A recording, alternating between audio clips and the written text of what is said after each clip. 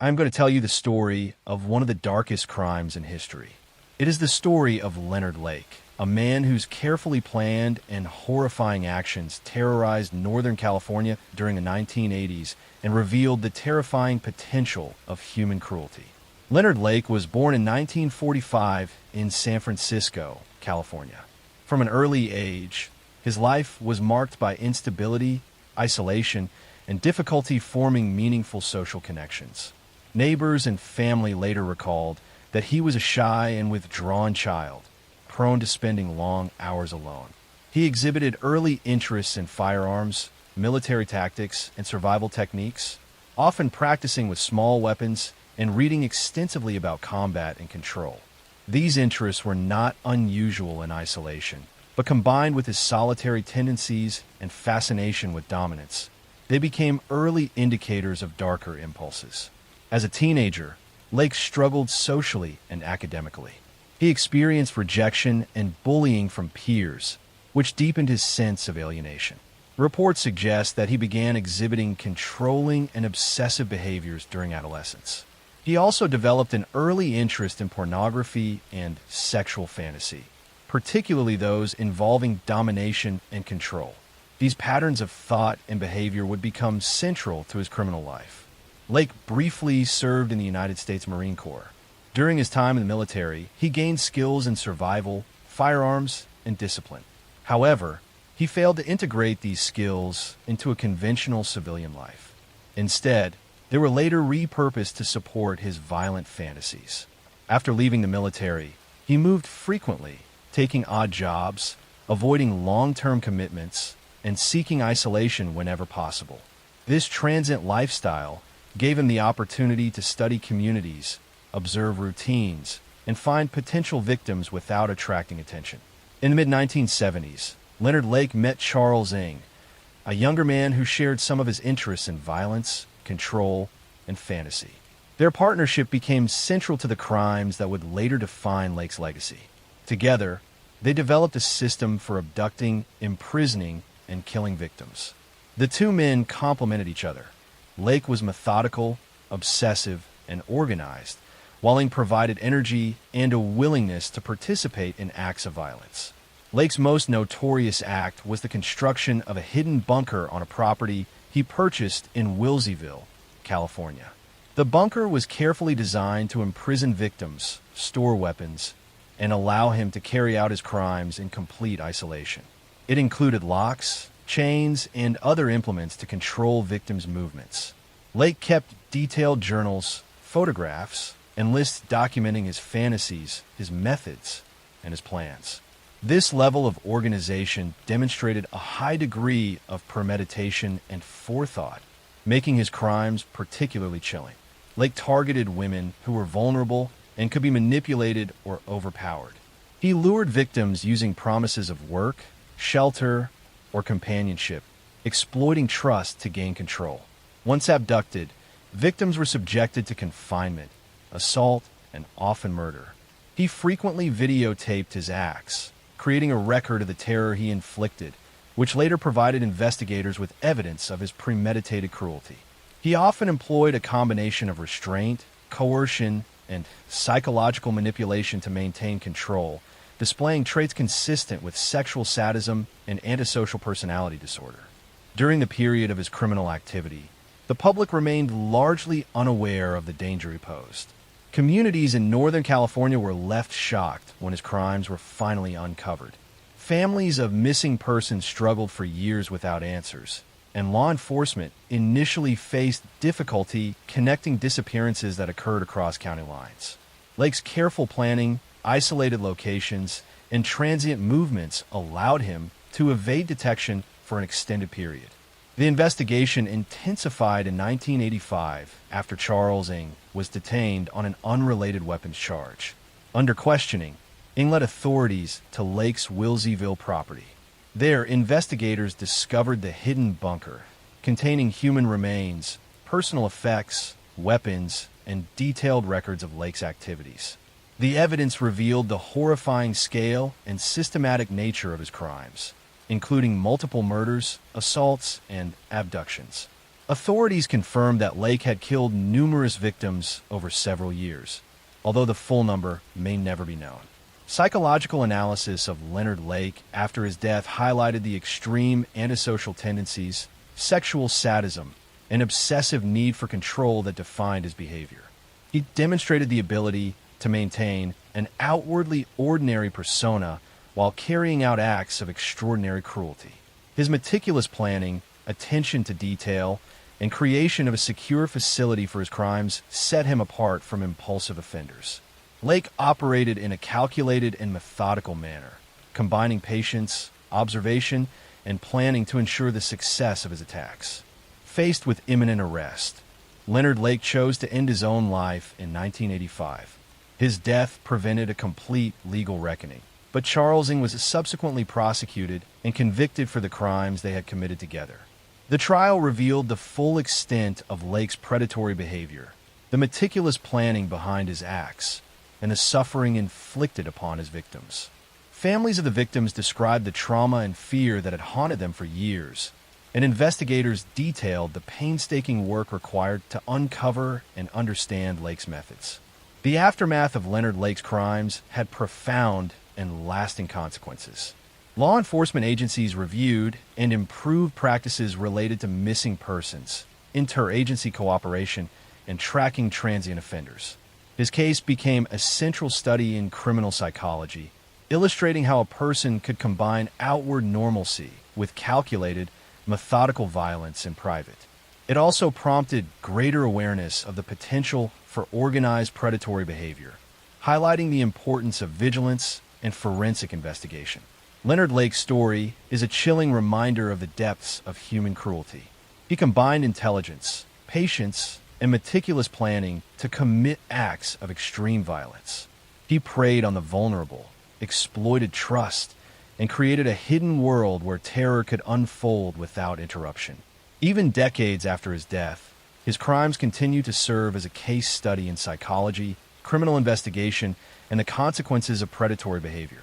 The meticulousness of his planning, the horror of his actions, and the enduring trauma experienced by survivors and families mark Leonard Lake as one of the most disturbing figures in American criminal history. Next story. I'm going to tell you the story of one of the darkest crimes in history. It is the story of Yang Xinhai, a man whose brutal and methodical killings shook rural China and left a legacy of fear that still lingers today. Yang Xinhai was born in 1968 in Hunan Province, China. From a young age, his life was marked by hardship and social isolation. He grew up in a poor family, with parents struggling to provide for their children. Yang was a quiet, withdrawn child, often spending long hours alone. Neighbors recalled that he was physically small for his age and frequently bullied by other children. These early experiences of rejection and isolation contributed to a growing sense of resentment and anger. As a teenager, Yang struggled academically and socially. He dropped out of school early and began drifting from place to place, taking odd jobs wherever he could. His early adult years were marked by petty theft and occasional violence. Reports later revealed that he had committed assaults and burglaries before escalating to more serious crimes. Experts believe that his early experiences of poverty, neglect, and social marginalization combined with latent violent tendencies to form the foundation for his later predatory behavior. Yang's adult life was transient. He traveled extensively across rural China, often taking temporary labor jobs. This mobility gave him the opportunity to observe and study the routines of villages and communities. He developed a methodical approach to selecting victims.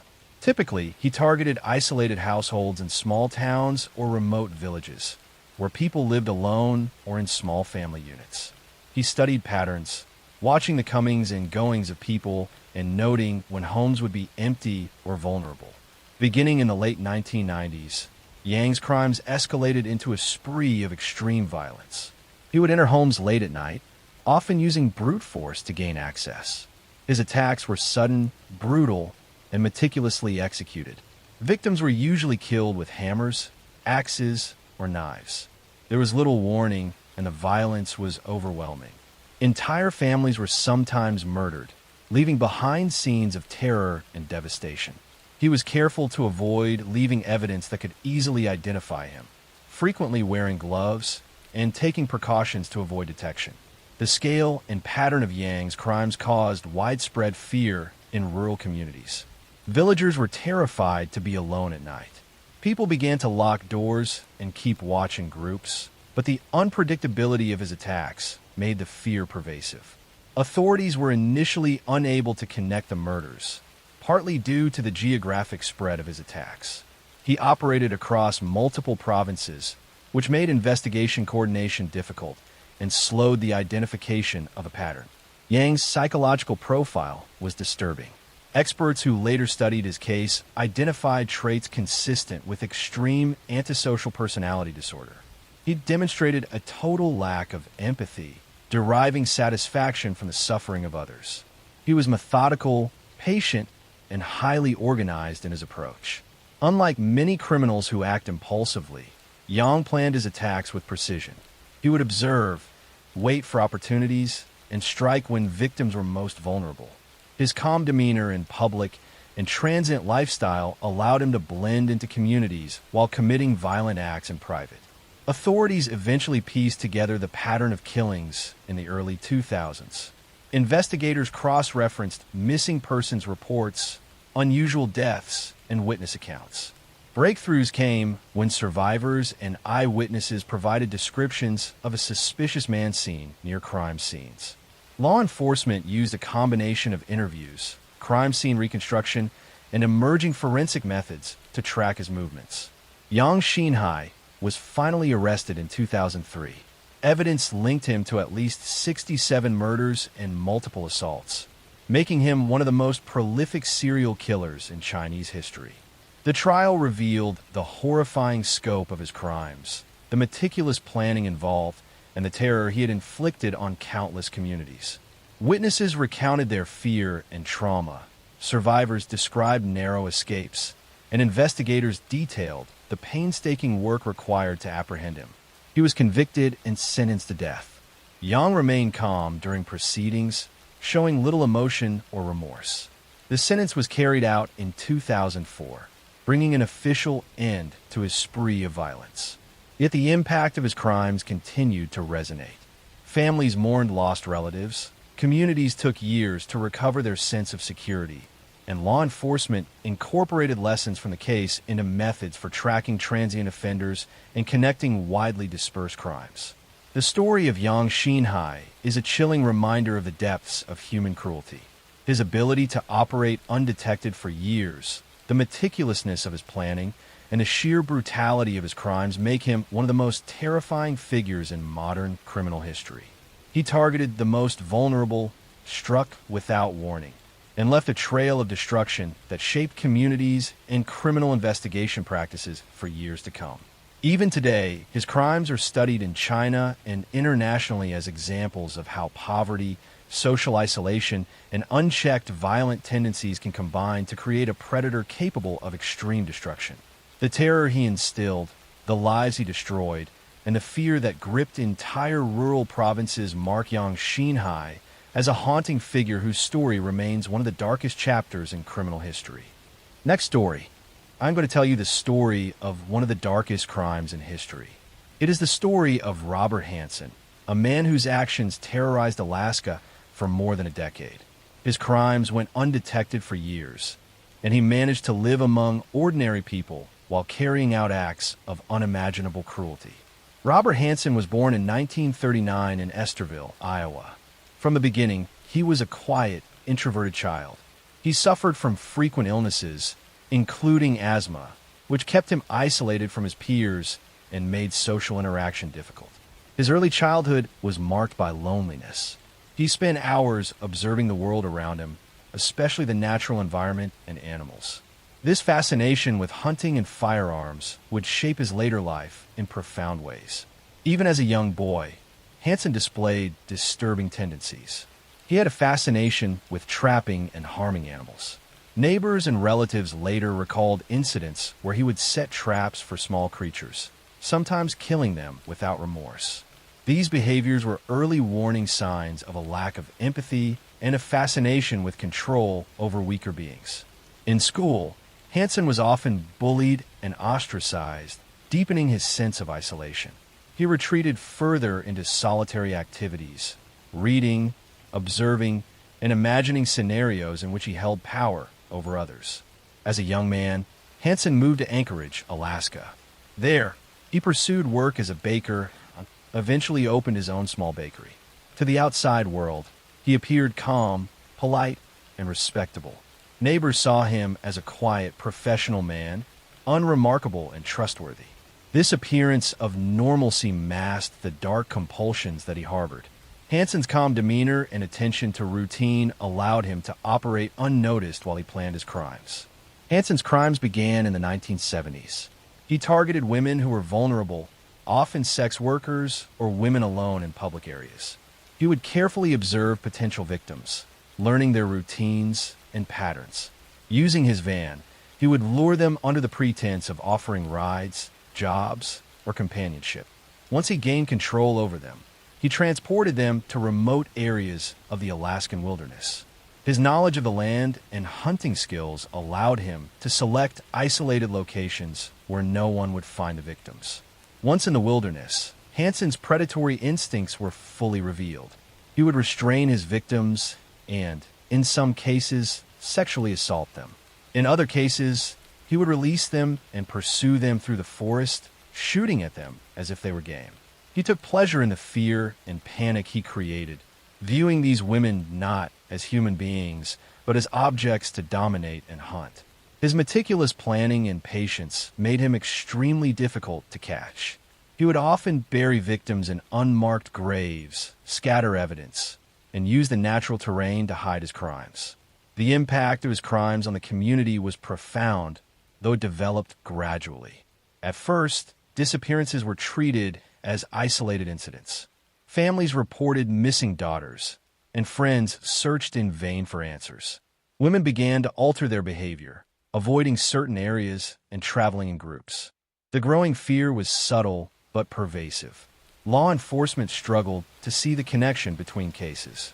Hansen's careful selection of victims and his mobile approach allowed him to evade detection for years. Hansen's psychology was complex. Experts later determined that he had antisocial tendencies combined with sexual sadism. He was capable of maintaining a normal life, operating a business, and interacting with neighbors without raising suspicion. Yet privately, he acted on violent fantasies with meticulous calculation. He derived pleasure from exerting control over his victims and manipulating their fear. This duality, ordinary by day, predator by night, was central to his ability to continue for so long.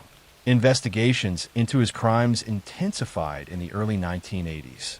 A combination of forensic analysis, witness testimony, and law enforcement collaboration finally began to unravel his activities. One survivor provided crucial information that enabled authorities to identify Hansen. The pattern became evident.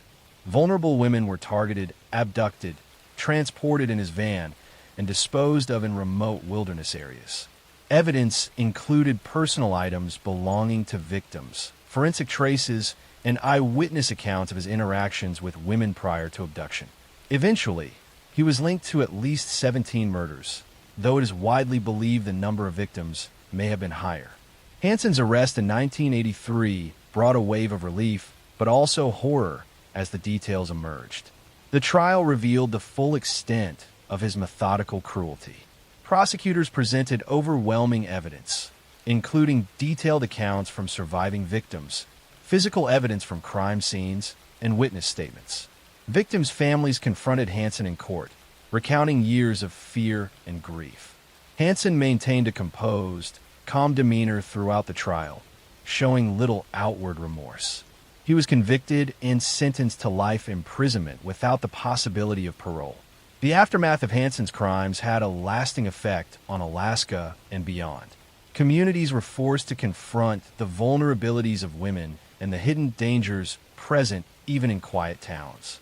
Law enforcement agencies improved procedures for missing person cases, emphasized interagency cooperation, and advanced forensic and investigative techniques. Hansen's case became a prominent example in criminal psychology, illustrating the dangers posed by individuals capable of maintaining a normal facade while engaging in violent, compulsive behavior in private. Hansen remained in prison until his death in 2014. His story is a chilling reminder of the darkness that can exist behind ordinary appearances. He hunted his victims like game, exploiting his knowledge of human behavior and the wilderness to evade capture. The terror he created, the lives he destroyed, and the fear that gripped entire communities make Robert Hansen one of the most haunting figures in the history of American crime. His crimes are studied not only for their brutality, but also for their lessons about vigilance, forensic investigation, and the hidden duality in human behavior. They remind us that appearances can be deceiving and that the ordinary can conceal the extraordinary darkness. The story of Robert Hansen endures as a cautionary tale of methodical evil and the profound consequences of unchecked predatory impulses. Next story. I'm going to tell you the story of one of the darkest and most unsettling crimes in Japanese history. It is the story of Miyuki Ishikawa, a woman who came to be called the Demon Midwife. In the years immediately after the Second World War, when Japan was struggling with poverty, hunger, and devastation, she was entrusted with the care of newborn children. Instead of protecting them, she oversaw their deaths. By the time her crimes were exposed, it was believed that dozens, perhaps more than 100 infants had perished under her watch, making her one of the most prolific killers in Japan's history. Her case shocked the country not only for its brutality, but also for what it revealed about the hardships of the era and the failures of system that allowed so many vulnerable lives to be lost. Miyuki Ishikawa was born in 1897 in southern Japan. She came of age in a period when the nation was rapidly modernizing, yet still deeply tied to traditional expectations. She received an education and eventually trained as a midwife, a respected profession that gave her authority within her community. By the 1940s, she had risen to a position of prominence, serving as director of a maternity hospital in Tokyo. Outwardly, she was seen as a responsible and skilled woman. In a society still heavily influenced by hierarchy and respect for authority, her role commanded trust. Parents believed they were leaving their newborns in safe hands. Few would have suspected that behind this professional image lay choices that would lead to mass death. The backdrop of her crimes is important.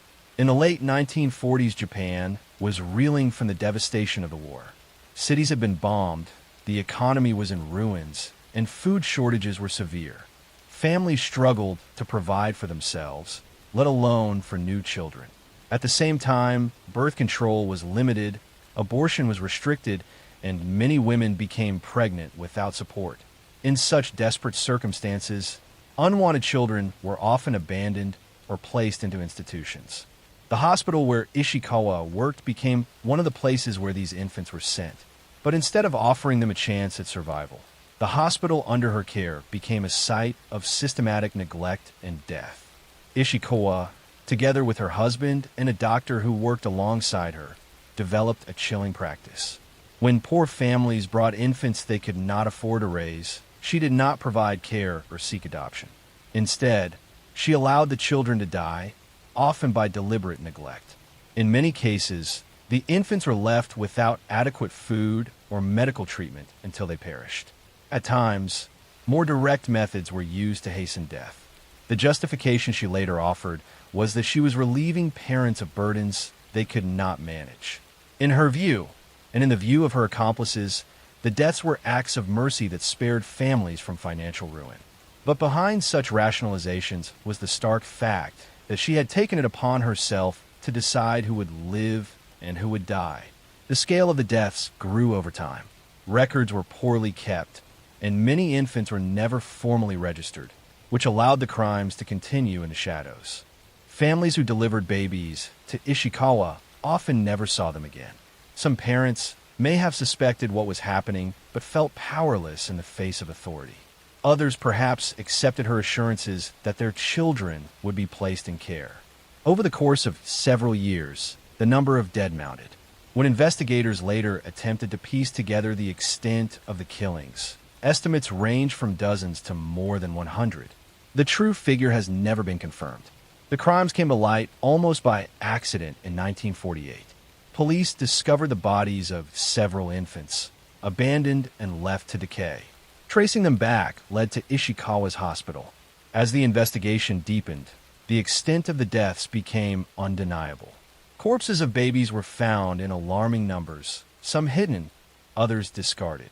Shock spread through the community as the truth emerged that the very institution entrusted with care had instead become a place of death. Ishikawa and her husband were arrested, as was the doctor who had assisted in covering up the deaths. The revelations horrified the public. Japan was already facing immense hardship, but few could comprehend how a professional midwife had carried out such acts.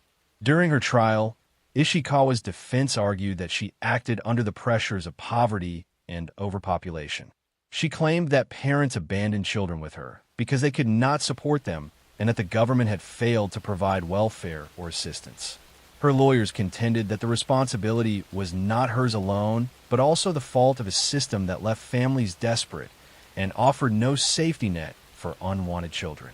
The prosecution, however, emphasized that no matter the circumstances, she had a duty to preserve life, not destroy it.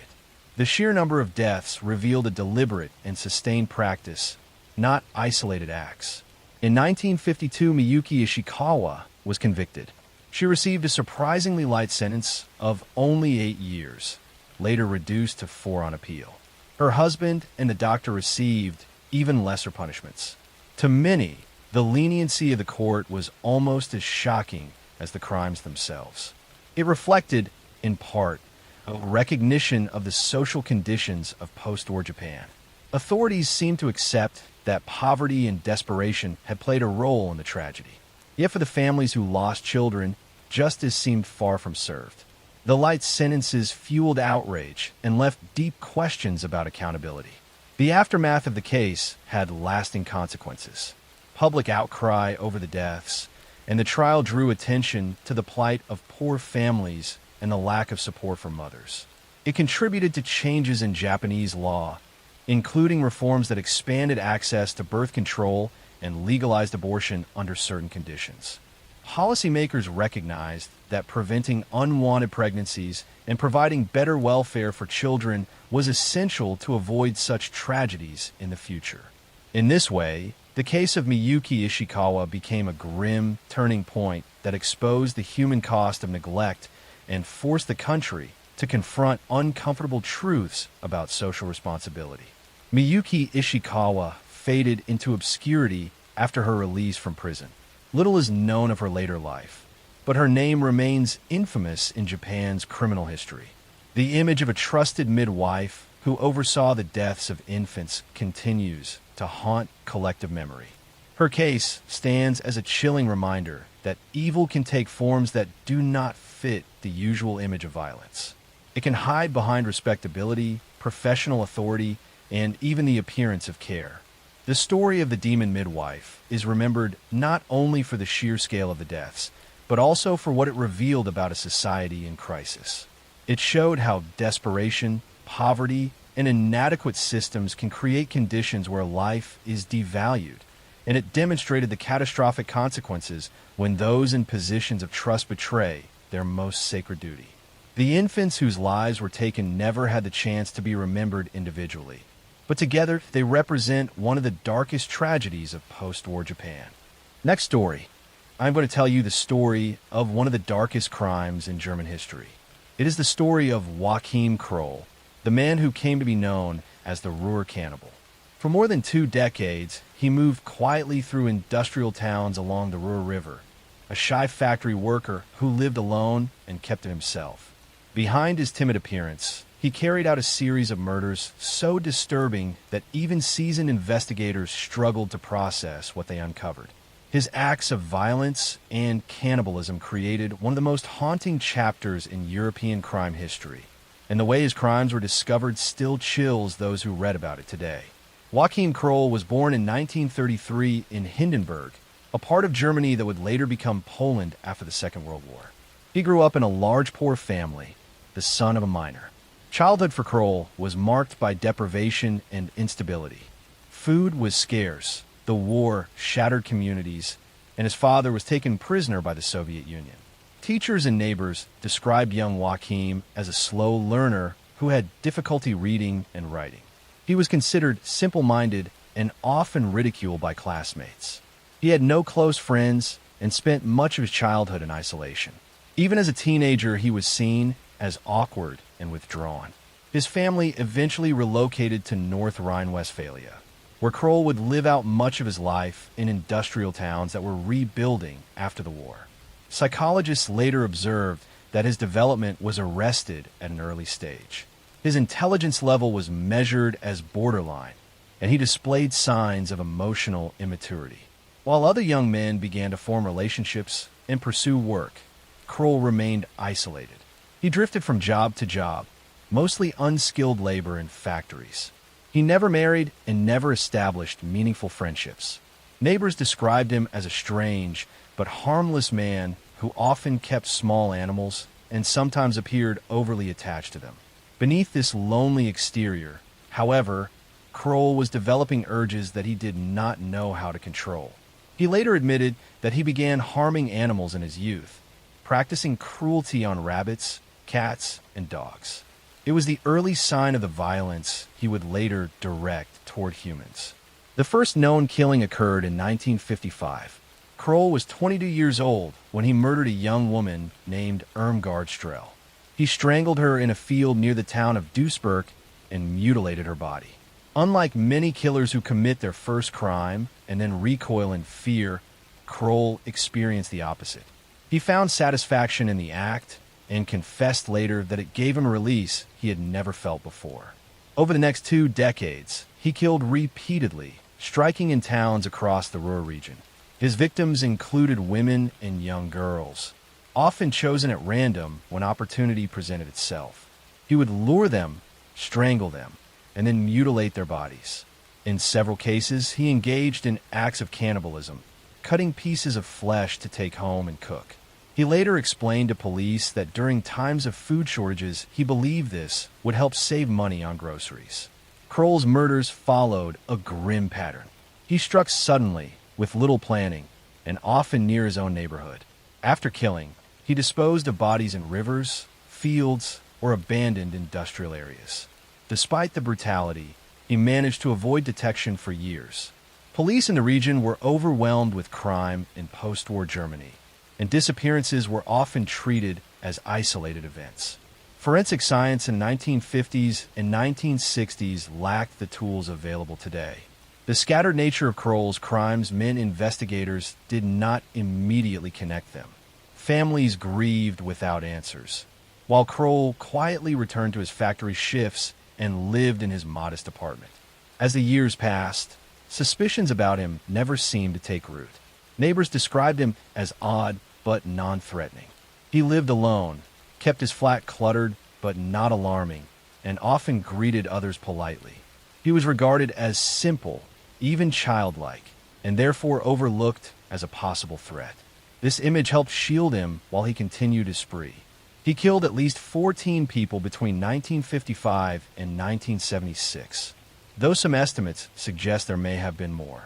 His victims ranged in age from young girls to adult women, their lives taken suddenly by a man who often claimed afterward that he simply wanted companionship, but could only achieve it through control and violence.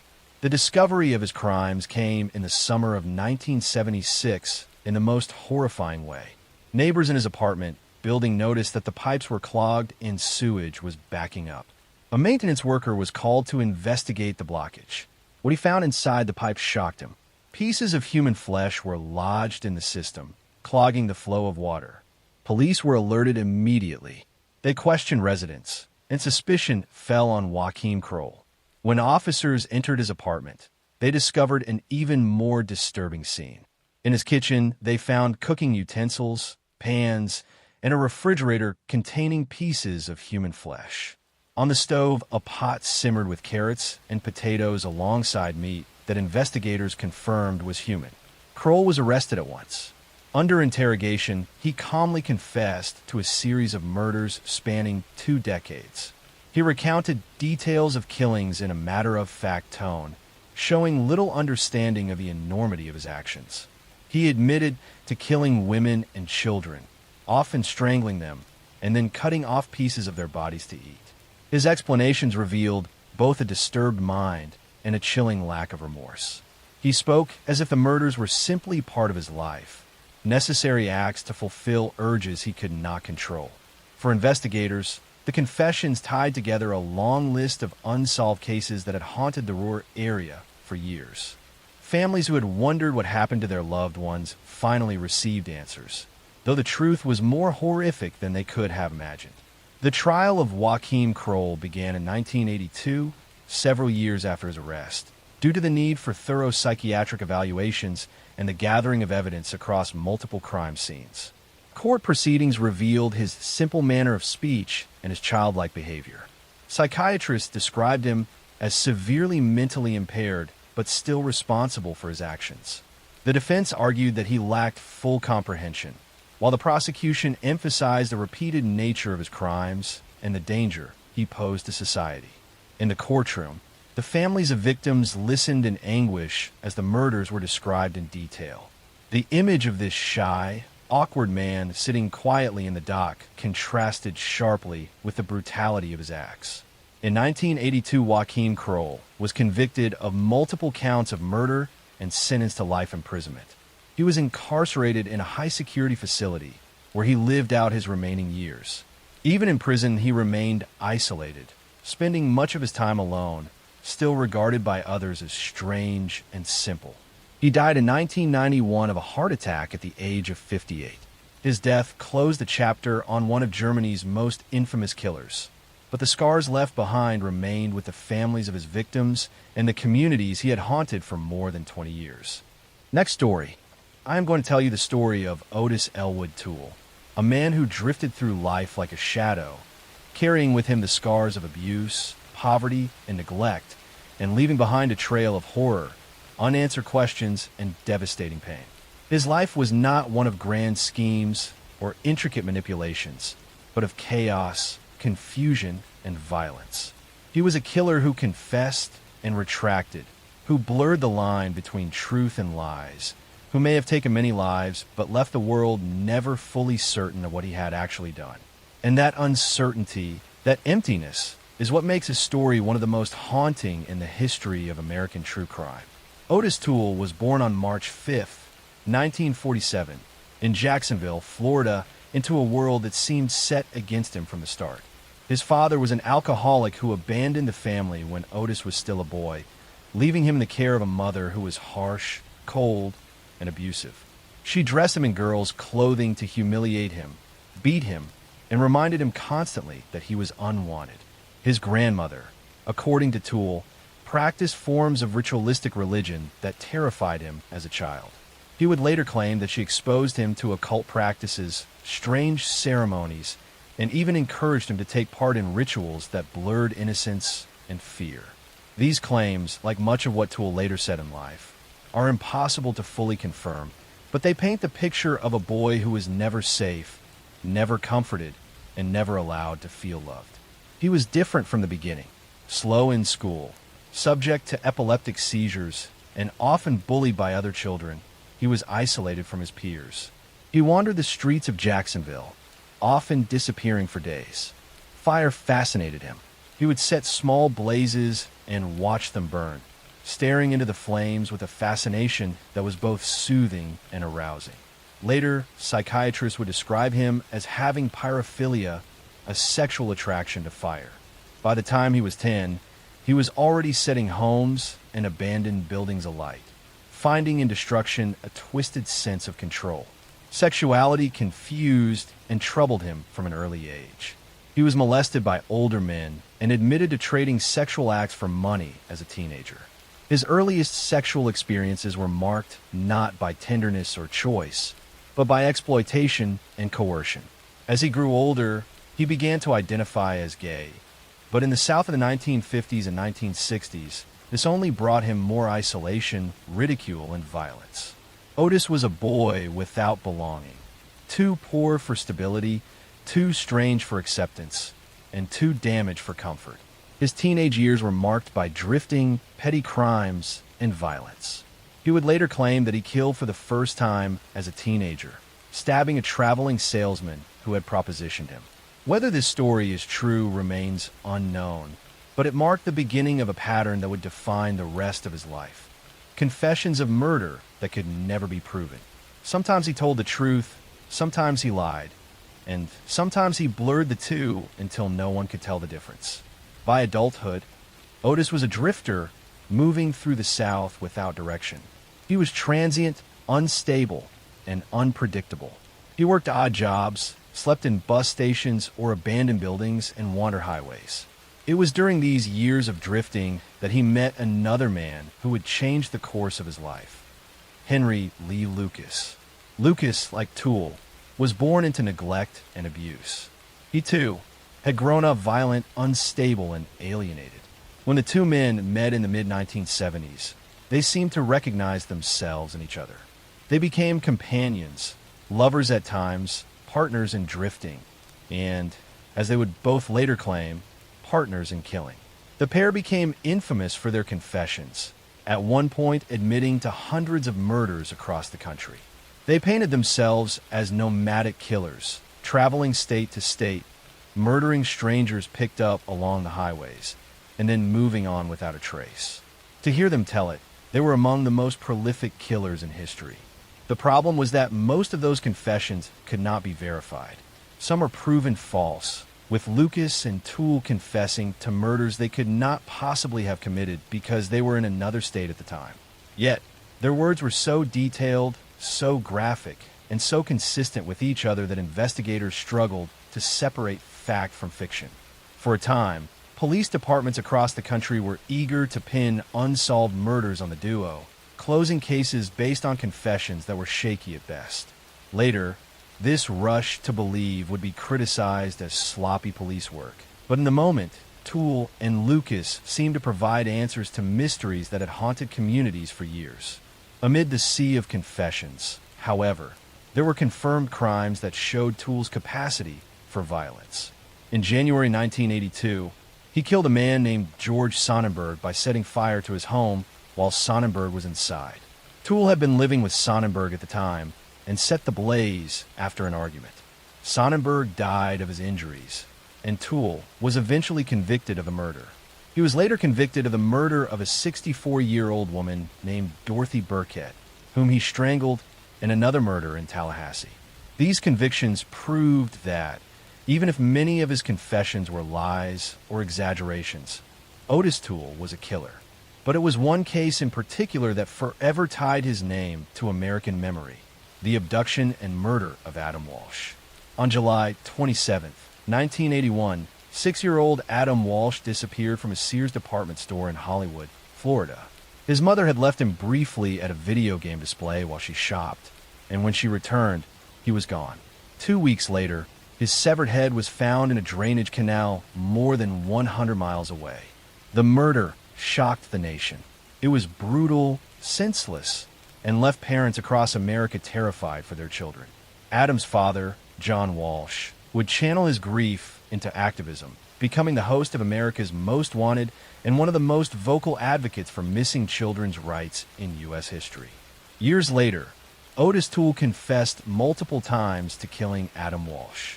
He said he lured the boy into his car, drove him away, and murdered him.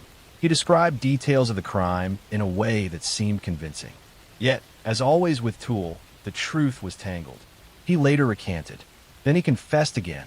Police discovered that his car at the time matched witness descriptions, and bloodstains found inside were consistent with Adam's. But the investigation was botched. The car was lost. Evidence was mishandled. For decades, the case remained officially unsolved, even as Toole's confessions continued to haunt the Walsh family. Finally, in 2008, long after Toole's death, police declared the case closed, naming him as Adam's killer. John Walsh accepted the conclusion, but with the bitter knowledge that certainty had been denied to him for decades. Otis Toole spent his later years in prison, serving life sentences for his confirmed murders. His health deteriorated. He developed cirrhosis of the liver, contracted AIDS, and grew weaker as the years passed. In 1996, at the age of 49, he died in prison, a man who had lived in chaos and died in obscurity. Next story. I'm going to tell you the story of Lonnie Franklin Jr., a man who moved quietly through the streets of Los Angeles for decades, unseen and unnoticed, hiding a darkness that would haunt the city for years. He was not the kind of killer who acted out in public fits of rage, nor was he flamboyant or attention-seeking. He was patient, meticulous, and careful, blending into a bustling metropolis while preying on some of its most vulnerable residents. His story is one of duality, a man who could be a father, a neighbor, a community member, and at the same time a predator whose actions left families shattered, the city fearful, and investigators baffled. It is a story of patience, evil hidden behind ordinariness, and the devastating consequences of societal blind spots. Lonnie Franklin Jr. was born on August 30th, 1952, in Los Angeles, into a city that would both shape him and conceal him. His early life was not easy. He grew up in a working-class household, part of a family navigating the difficulties of urban poverty. From a young age, he displayed traits that would later emerge as troubling: introversion, social withdrawal, and occasional irritability. He struggled in school, often isolated from peers, and found himself drawn to solitary activities that allowed him to escape the world around him. There were no overt signs that he would become a serial killer, but the seeds of his darkness were already present in the combination of early life stressors, exposure to crime in his environment, and a mind that seemed increasingly detached from empathy. As a young man, Franklin lived like many in his community, taking jobs when he could, raising a family, and attempting to maintain a normal life. He married and had children, moving through the ordinary rhythms of adulthood, attending community events, paying bills, and interacting with neighbors who knew him only as a quiet man who did not stand out. He appeared entirely ordinary, the kind of man you would never suspect of harboring a deadly compulsion. Yet while he fulfilled these social roles, he was simultaneously planning, stalking, and killing. The dichotomy between his public persona and private life is one of the most chilling aspects of his story, and it allowed him to commit murders without detection for decades. Franklin's first known murders began in the mid-1980s. He targeted women who were marginalized, many of whom were involved in sex work, struggled with addiction, or lived in neighborhoods where law enforcement attention was minimal. He would identify these women, follow their routines, and strike when they were isolated. His methods were simple yet terrifyingly effective. He relied on physical control, often using binding or strangulation to overpower his victims. Bodies were disposed of in alleys, vacant lots, dumpsters, and abandoned properties, sometimes left visible to send a chilling message, other times hidden to delay discovery. Investigators at the time did not immediately connect these killings. The women came from neighborhoods that were under-policed, their disappearances often seen as part of a larger social problem rather than a targeted pattern of murder. The early victims' deaths were cataloged as individual homicides, and the full scale of Franklin's crimes remained invisible. To the families of the victims, the loss was incomprehensible. They were left navigating grief, uncertainty, and the frustration of unanswered questions. For Franklin, the invisibility was protective. His careful blending into the social fabric of Los Angeles allowed him to continue killing without fear of exposure. By the late 1980s, Franklin had gained experience in his methods. His killing became routine in a way that was chillingly methodical. He would identify vulnerable women, gain their trust, lure them to his home or another secluded location, and kill them with minimal noise or resistance. Afterward, he would meticulously dispose of their bodies, sometimes returning to scenes to ensure they were hidden. His patience was remarkable. Unlike many killers whose compulsion drives them to act in bursts, Franklin had a slow, calculated rhythm. This earned him the nickname Grim Sleeper, not only because of the pause in his crimes from 1988 to 2002, but because of his ability to sleep through years without detection, then re-emerge as a killer again. The long pause in activity puzzled investigators. For more than a decade, Franklin's killings seemed to stop, only to resume in the early 2000s. This period of inactivity allowed him to further embed himself in his community, maintain employment, and continue his facade as a law-abiding citizen. During these years, he presented as a normal father, a caring relative, and a quiet presence in the neighborhoods he lived in. It was a duality that fascinated and horrified criminologists. A man capable of extreme violence while maintaining a convincing, ordinary life. When Franklin resumed killing in the early 2000s, the pattern became clearer. Investigators began to connect the deaths through emerging forensic technologies, particularly DNA profiling. Each new victim matched previous patterns.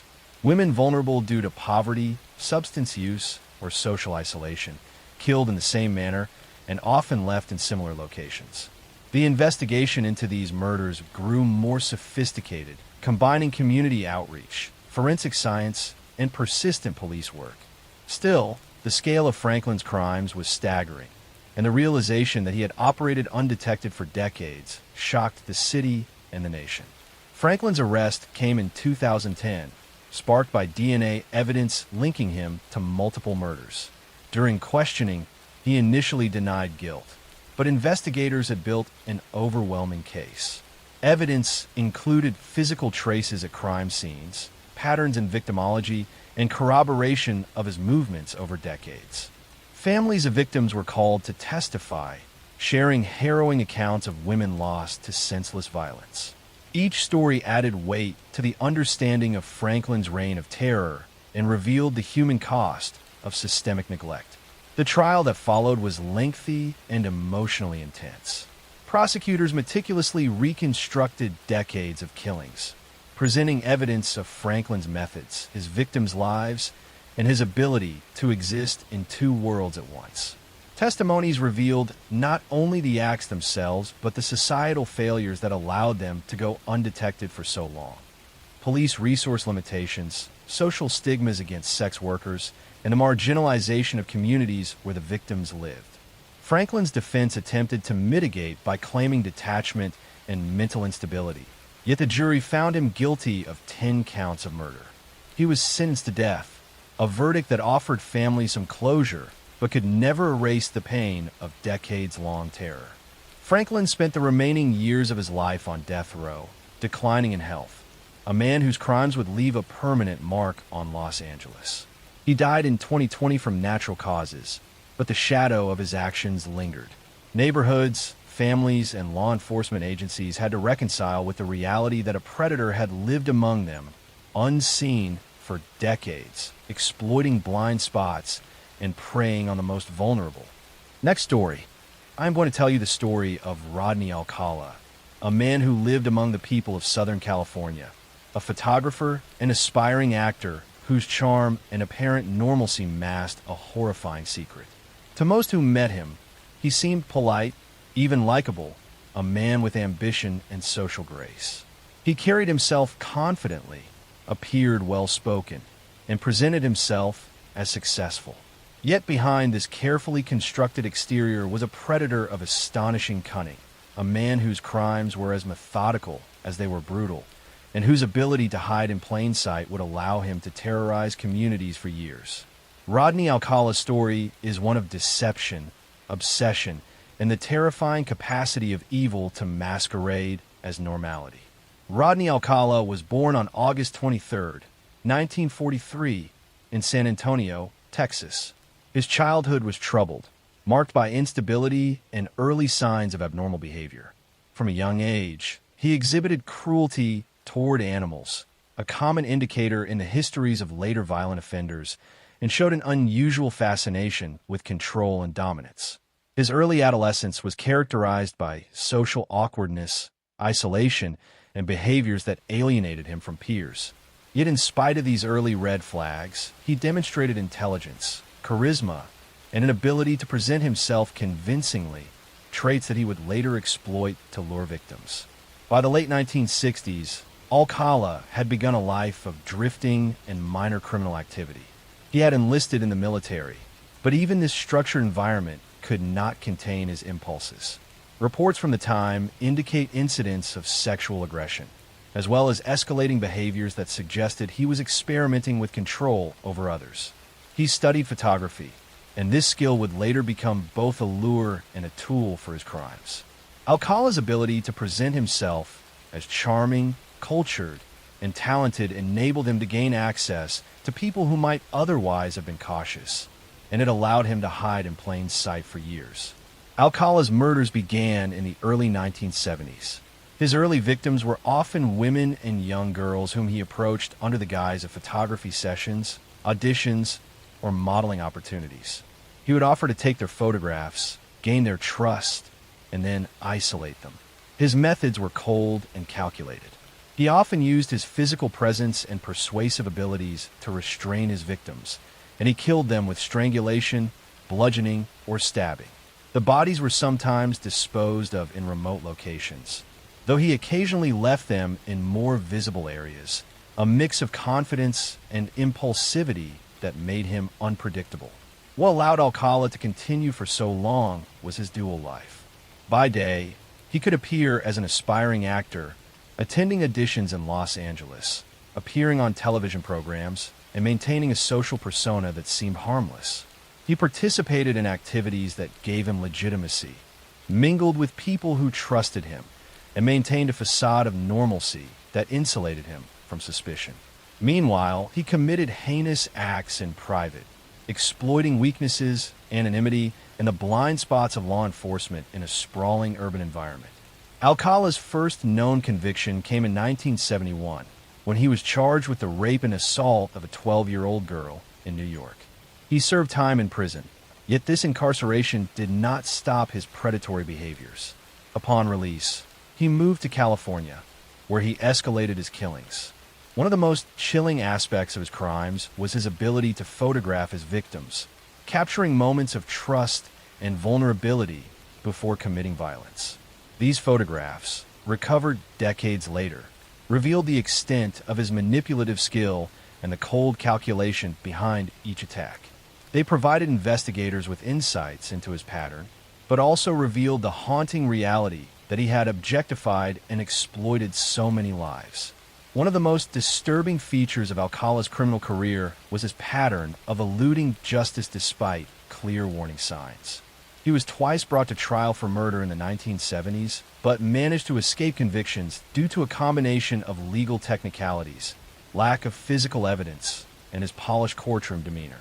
He even appeared on the television show The Dating Game in 1978, competing for a romantic partner while being an active serial killer. This public appearance, watched by millions, highlighted the terrifying ability of Alcala to blend into ordinary society even while committing unspeakable acts. It was not until decades later that Alcala was finally brought to justice for a full pattern of murders.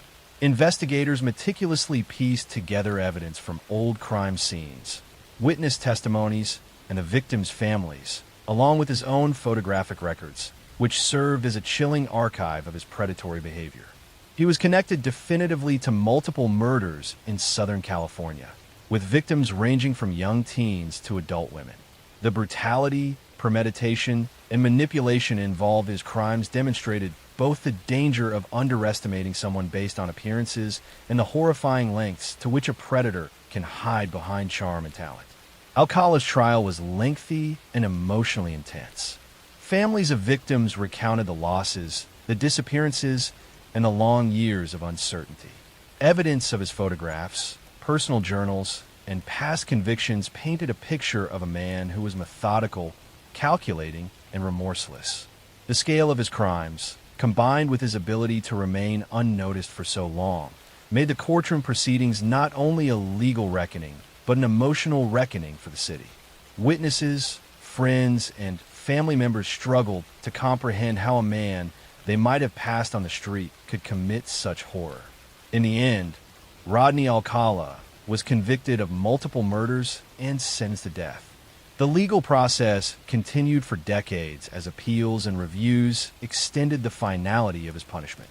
He remained in prison, a figure whose existence forced reflection on society's failures, how communities overlook the vulnerable, how charisma can mask danger, and how predators exploit the gaps between appearances and reality. He died in 2021 while still on death row, leaving behind a legacy of terror, grief, and questions about the nature of evil hidden behind a polished exterior. The story of Rodney Alcala is not one of sensationalized frenzy, but of calm, calculated horror. It demonstrates how intelligence, charm, and patience can be used to manipulate, exploit, and destroy lives, often in plain sight. It reminds us that danger does not always shout. Sometimes it smiles, it converses, it photographs, and it waits patiently. It forces a reflection on the fragility of safety, the vulnerabilities of those society overlooks, and the chilling reality that one person, moving unnoticed among ordinary life, can cast a shadow over an entire city for decades. Next story. I'm going to tell you the story of Rodney Smith, a man whose life in mid-1990 Chicago seemed ordinary, even mundane, a man whose neighbors would later say they had no idea what was happening behind closed doors. He lived quietly, raised a family, held jobs, smiled in public, and maintained a facade of normality while committing acts of calculated and brutal violence against people who could least defend themselves. He was methodical, patient, and careful, operating in a way that made him almost invisible to the society around him. His story is one of deception, cruelty, and a chilling illustration of how a predator can thrive while blending seamlessly into everyday life.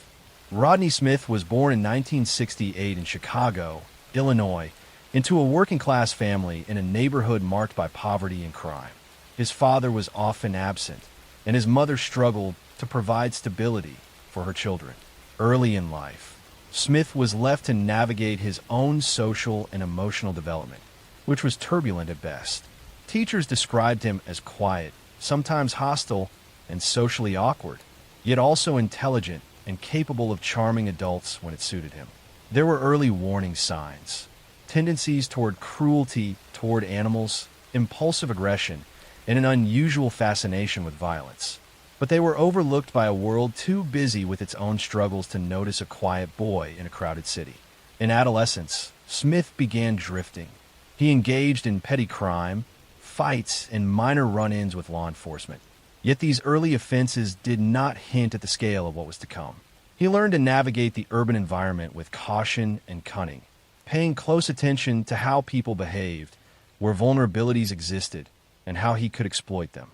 Even as a teenager, he displayed an unsettling patience, a willingness to wait for the right opportunity, and a calmness in situations where others might act impulsively.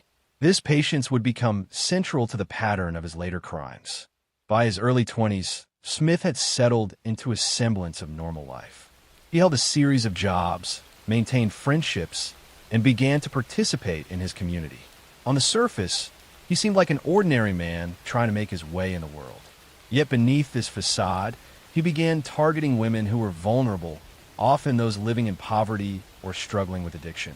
These were people whose lives were already precarious, whose absences might not immediately raise alarm, and whose vulnerabilities he exploited with a chilling efficiency. Smith's first confirmed attacks were methodical. He would watch potential victims for days, noting routines, social connections, and isolated locations where they could be approached without interference. He would present himself as helpful, friendly, or even romantic, depending on the situation, building trust before striking. Once isolated, he would employ physical control, often using his size and strength to subdue victims. His methods of killing were varied, sometimes strangulation, sometimes blunt force, but always carefully executed to avoid leaving evidence that could link him to the crime. Afterward, he would dispose of the bodies in abandoned buildings, alleys, or trash-strewn lots, taking care to delay discovery as long as possible. What allowed Smith to continue for years was not only his careful planning, but the very environment around him. Many of his victims were women living on the margins of society, sex workers, those struggling with addiction, or people without strong social support systems. Law enforcement at the time was overburdened, and missing persons reports for these women were not always prioritized. Neighbors often assumed that absences were temporary or voluntary, and families sometimes had little ability to track them. This combination of personal cunning and societal neglect created the perfect conditions for a predator to operate undetected. Throughout the 1990s, Smith's confidence and boldness grew. He became skilled at manipulating witnesses and presenting a normal exterior even in public spaces where he was under observation. He lived a double life, a man raising children and holding steady jobs by day, and a predator hunting and killing by night. His pattern was patient and calculated, and the variations in his methods, some bodies left partially visible, others hidden completely, made it extremely difficult for investigators to link the murders. Over time, clusters of disappearances began to attract attention. Community members expressed fear, journalists reported missing women, and law enforcement noticed patterns that suggested a single perpetrator might be responsible. However, connecting the cases required painstaking work, analyzing old reports, cross-referencing last known sightings, and tracking inconsistencies in witness accounts. Smith had become highly skilled at covering his tracks, but the persistence of investigators eventually began to close the net. A breakthrough came in the late 1990s when a survivor escaped one of Smith's attacks and provided a detailed description. DNA evidence from the survivor's case, along with re-examination of previous crime scenes, linked Smith to multiple murders over several years. Investigators were shocked at the scale of his crimes, the number of lives affected, and the realization that he had maintained a normal, even unremarkable, existence while committing atrocities. The depth of planning, patient observation, and social manipulation involved revealed a mind capable of both extreme calculation and shocking cruelty. Smith's arrest was both a relief and a moment of disbelief for the community.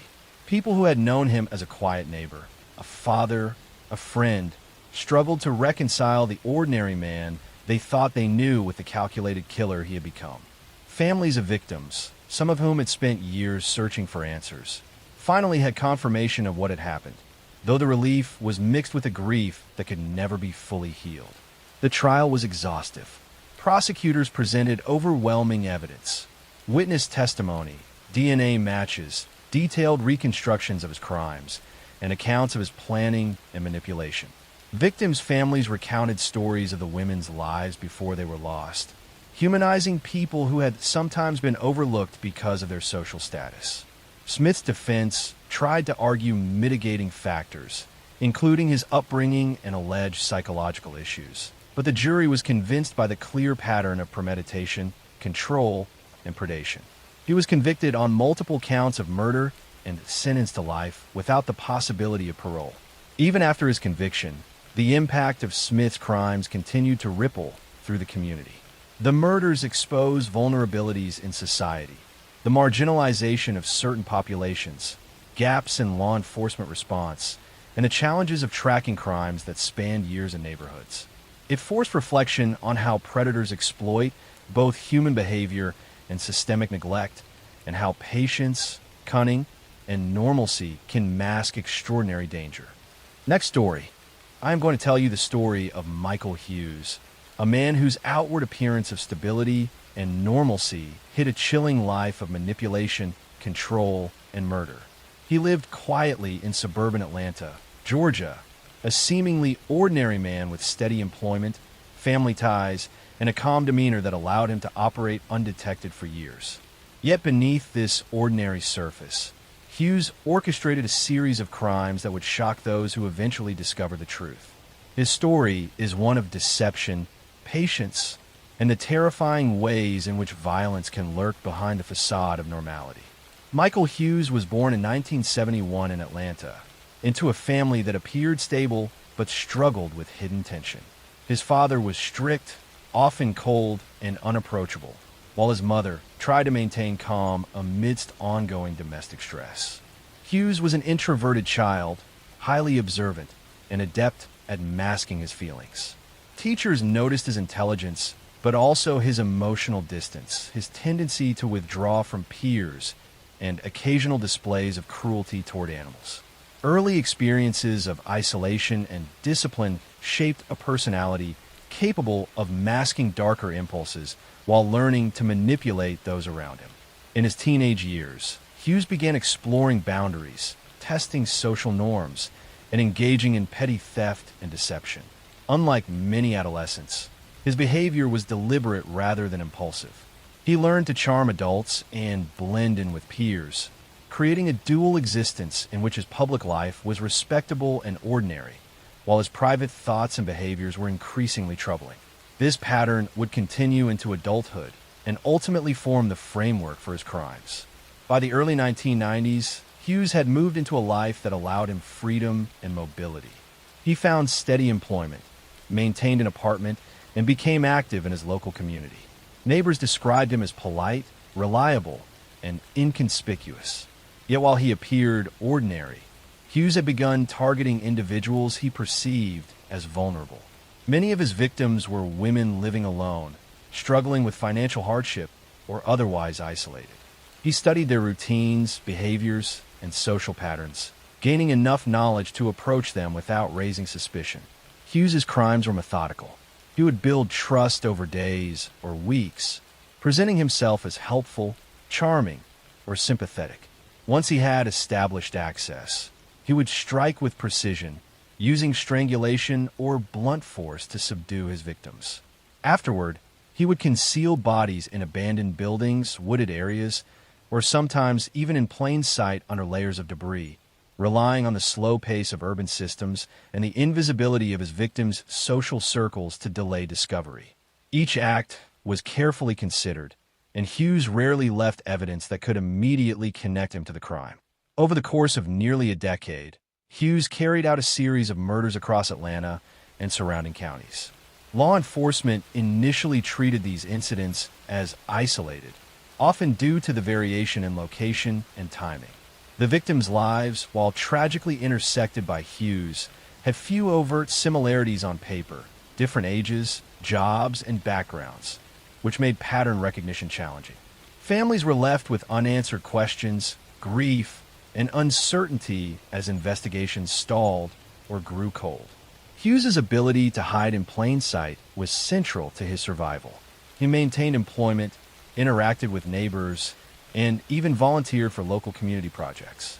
Friends and colleagues knew him as reliable and personable, never suspecting the predatory behaviors that unfolded in private.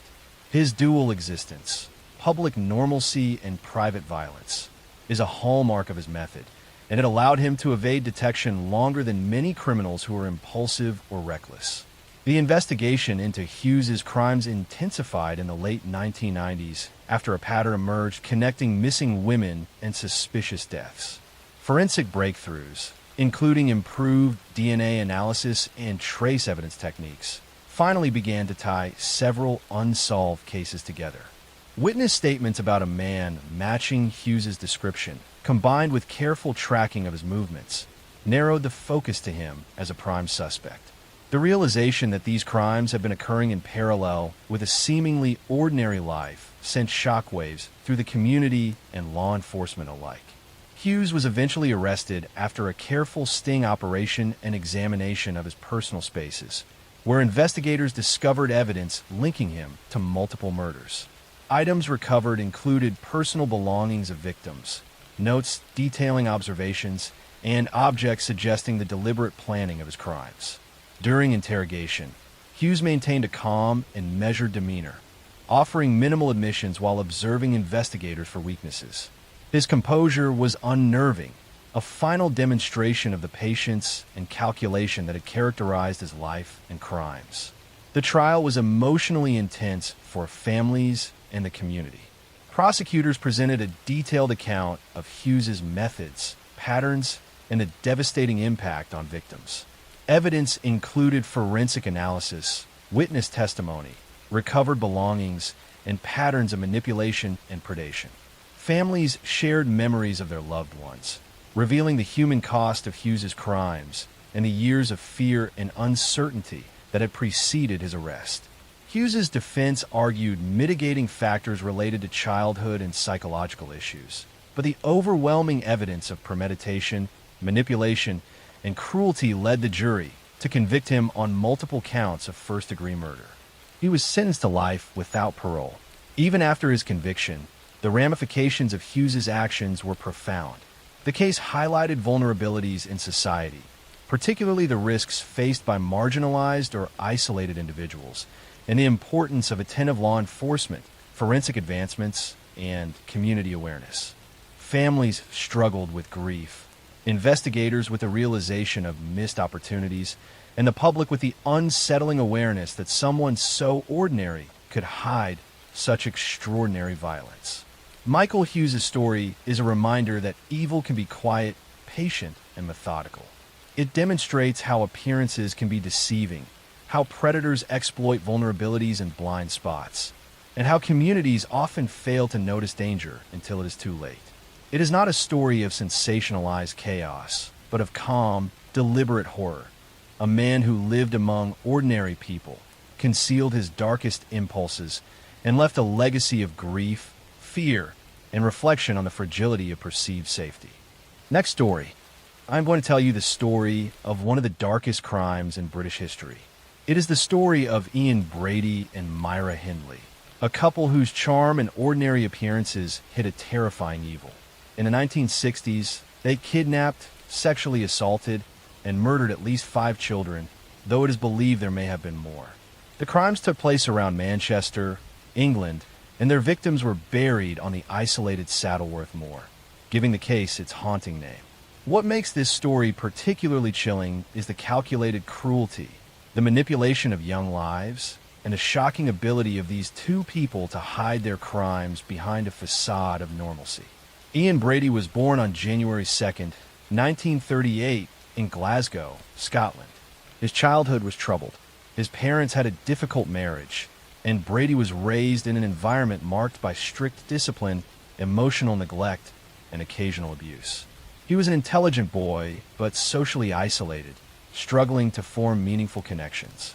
From an early age, he exhibited a fascination with death, control, and cruelty. Friends and acquaintances noted his quiet but intense personality, a combination of politeness and underlying menace. Myra Hindley was born on July 23, 1942, in Manchester, England. Her early life was shaped by a conservative, strict household. She appeared outwardly obedient and polite, though she struggled with issues of self-esteem and the desire to be noticed and admired. Hindley met Ian Brady in the early 1960s, and the two formed a bond that combined fascination, manipulation, and shared dark interests. Brady's intelligence and charisma attracted Hindley, and over time, she became an active participant in his crimes, seduced by both his personality and the twisted sense of power he offered. The couple began their criminal activities in 1963. Their first known victim was a young boy, abducted and murdered in a manner that showed premeditation and cold calculation. Brady and Hindley carefully selected children who were vulnerable, often lured from public spaces like cinemas, bus stops, or parks. They would win the trust of the children, use deception, and transport them to isolated locations where the crimes would take place. The planning and precision of these abductions reflected a horrifying ability to study and exploit human behavior and to act without remorse. Once the victims were taken, Brady and Hindley subjected them to sexual assault and ultimately murder. Brady often carried out the physical acts of killing, while Hindley assisted in controlling the victims and in concealing evidence. The murders were committed with meticulous care to avoid detection, including the use of secluded locations and careful disposal of the bodies. Many of the victims were buried on the Saddleworth Moor, an expansive and desolate landscape that provided cover for their crimes. The remoteness of the moor delayed discovery and contributed to the sense of terror in the surrounding communities. For years, Brady and Hindley evaded suspicion. Their outward appearances were ordinary. Brady worked odd jobs and pursued intellectual interests, while Hindley maintained a domestic life that seemed typical. Neighbors and acquaintances were shocked when the crimes were revealed, unable to reconcile the image of polite, seemingly normal adults with a monstrous reality of their actions. Their ability to manipulate perception and to maintain normalcy while committing heinous crimes is part of what makes their story so disturbing. Investigations were initially complicated by the lack of connection between the disappearances. Police faced the challenge of linking multiple abductions across different districts, each with its own jurisdiction and investigative limitations. Families were left desperate, searching for children who had vanished without a trace. Community fear grew, with parents warning children and local authorities scrambling to understand whether the cases were related. Brady and Hindley used this fear and confusion to their advantage, continuing their crimes with disturbing confidence.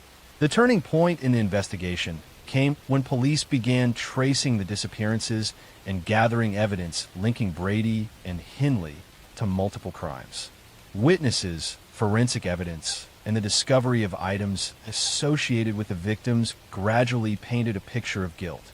The couple was arrested in 1965 after police connected their activities to the disappearances, leading to searches that uncovered incriminating evidence and ultimately the bodies of victims on Saddleworth Moor.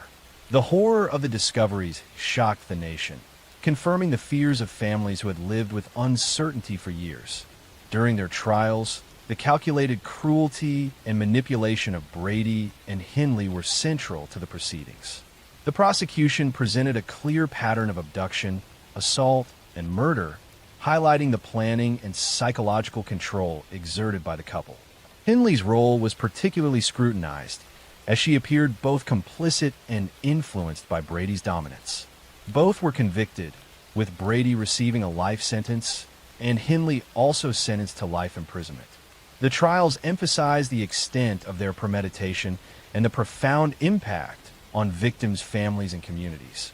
In prison, both continued to evoke fascination and horror. Brady maintained his intelligence and calm demeanor, discussing his crimes with chilling detachment. Hindley expressed remorse in later years, though the sincerity of her statements remained a matter of debate. Their case remains a focal point in criminology, psychology, and the study of serial offenders, illustrating the intersection of manipulation, intelligence, and extreme criminal behavior. The Moors' murders profoundly affected British society. They demonstrated the capacity for ordinary-seeming individuals to commit extraordinary evil. Families were left grieving, communities fearful, and law enforcement challenged to improve methods of tracking and investigating abductions. Brady and Hindley's crimes remain a chilling reminder of the vulnerability of children, the dangers of manipulation, and the ways in which evil can operate unnoticed among seemingly normal people. Their story also explores the psychological dynamics of criminal partnerships, the ability to influence and coerce another into participation, and the terrifying reality that intelligence and charm can mask violent tendencies. The Moors' murders have been studied extensively to understand not only the methods and psychology of Brady and Hindley, but also the failures and challenges of social, familial, and law enforcement systems that allowed the crimes to continue for months. The story of Ian Brady and Myra Hindley serves as one of the darkest lessons in human behavior. It reminds us that appearances can be deceiving, that charm can conceal evil, and that vigilance, awareness, and protection of the vulnerable are vital in any society. The legacy of their crimes endures, haunting communities, families, and the collective memory of a nation. Their calculated cruelty, manipulation, and ability to hide in plain sight make the Moors' murders one of the most chilling and unforgettable cases in history. Next story. I'm going to tell you the story of one of the most terrifying and methodical criminals in Scottish history. It is the story of Robert Blackburn, a man whose quiet demeanor, ordinary appearance, and polite manners masked a horrifying darkness. In the 1970s, he abducted, assaulted, and murdered young girls across both urban and rural areas of Scotland. Communities lived in fear, families were left in despair, and law enforcement struggled for years to understand the full scale of his crimes. What makes his story so chilling is not only the brutality of his actions, but the intelligence, planning, and manipulation he used to commit them while appearing entirely normal to everyone around him. Robert Blackburn was born in Glasgow in 1945 into a working-class family marked by instability and tension. His father was strict and emotionally distant, and his mother was often preoccupied and unable to provide consistent attention. From an early age, Blackburn learned to conceal his emotions and hide his intentions. Teachers and neighbors described him as polite, quiet, and intelligent, but they noticed he had few close friends. Even as a child, he displayed a fascination with control and power, sometimes showing cruelty toward animals or peers. These early behaviors were dismissed or overlooked, but they foreshadowed the predatory tendencies that would later define his life. During his teenage years, Blackburn's antisocial tendencies grew stronger. He engaged in petty theft, lying, and manipulation, carefully avoiding detection or punishment. He studied how people reacted to fear and trust, and learned how to exploit weaknesses while maintaining a socially acceptable image. This duality between outward normalcy and hidden darkness became a hallmark of his criminal life. He became increasingly isolated, observing human behavior and imagining ways to assert control over others without being caught. By the early 1970s, Blackburn had begun targeting young girls. His choice of victims was deliberate. He observed children in schools, playgrounds, bus stops, and streets, identifying those who were isolated or trusting. He approached them with a polite and helpful demeanor, offering assistance, companionship, or rides. Once he gained their trust, he would lead them to secluded locations where he committed his assaults and murders. Every step was carefully calculated. He understood escape routes, timing, and how to leave minimal evidence. His intelligence and methodical nature allowed him to operate for months while appearing ordinary to those around him. His work as a delivery driver provided him mobility and access to multiple towns.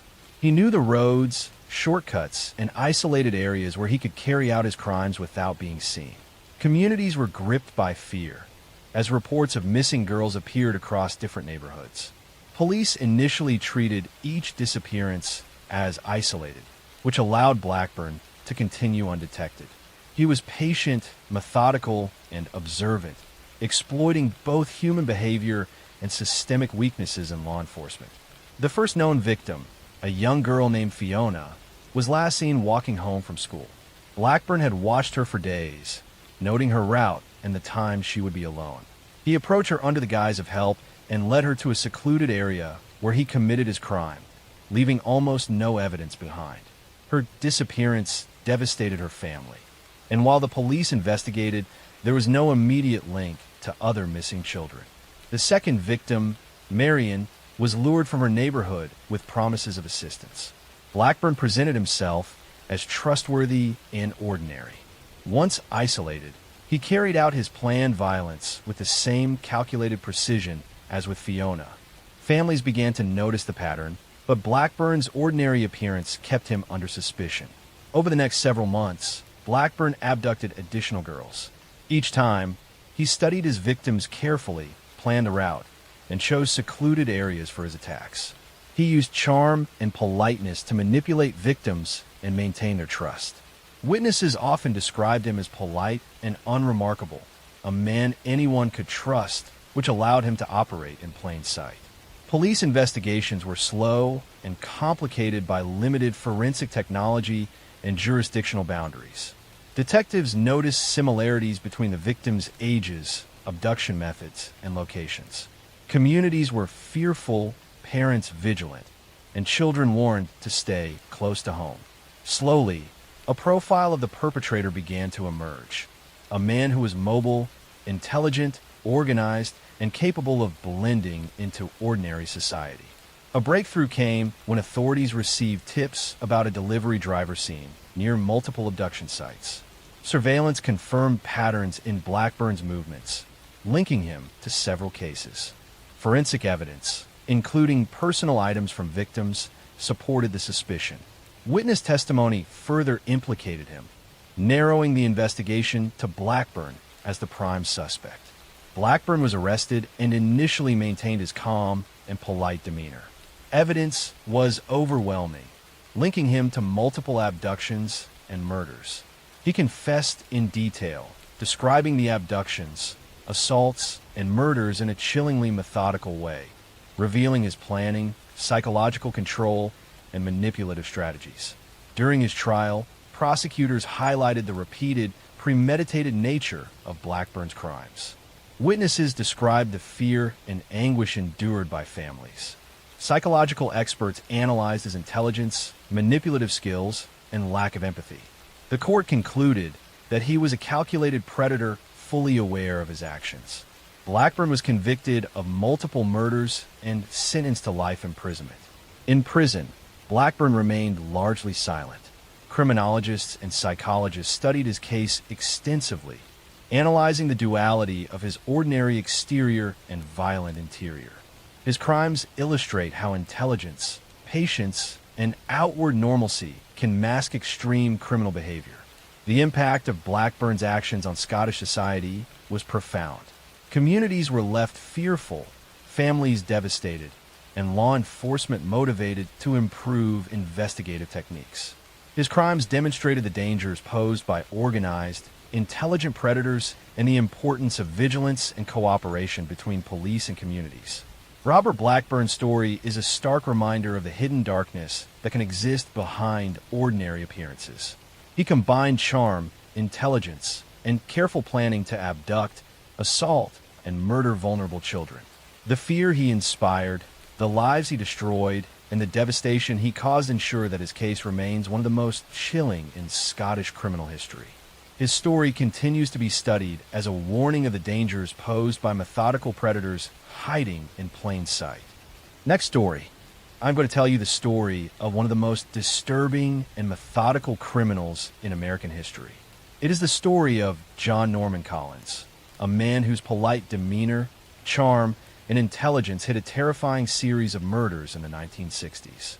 Collins became known as the Michigan State University Killer, responsible for the abduction and murder of at least a dozen young women in the Ann Arbor and Ypsilanti area of Michigan.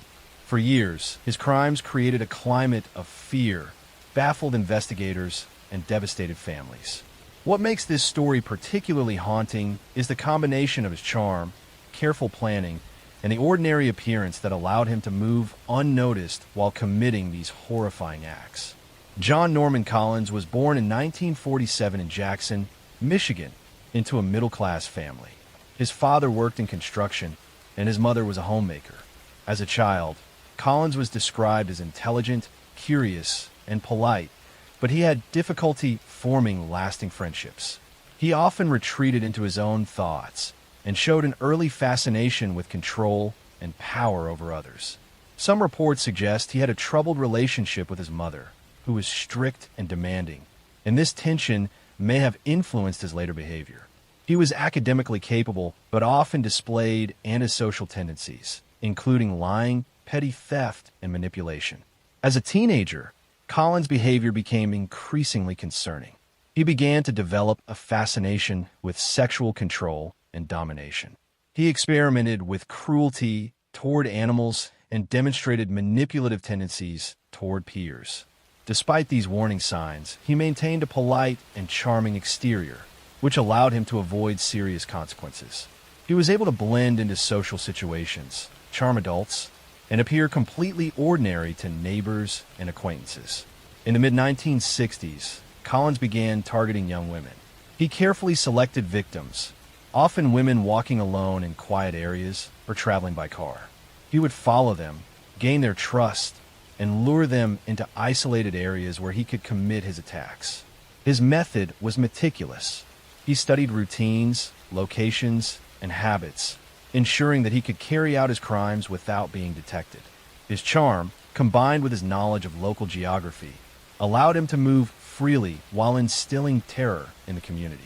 Collins' early victims included teenage girls walking home from school or working part-time jobs.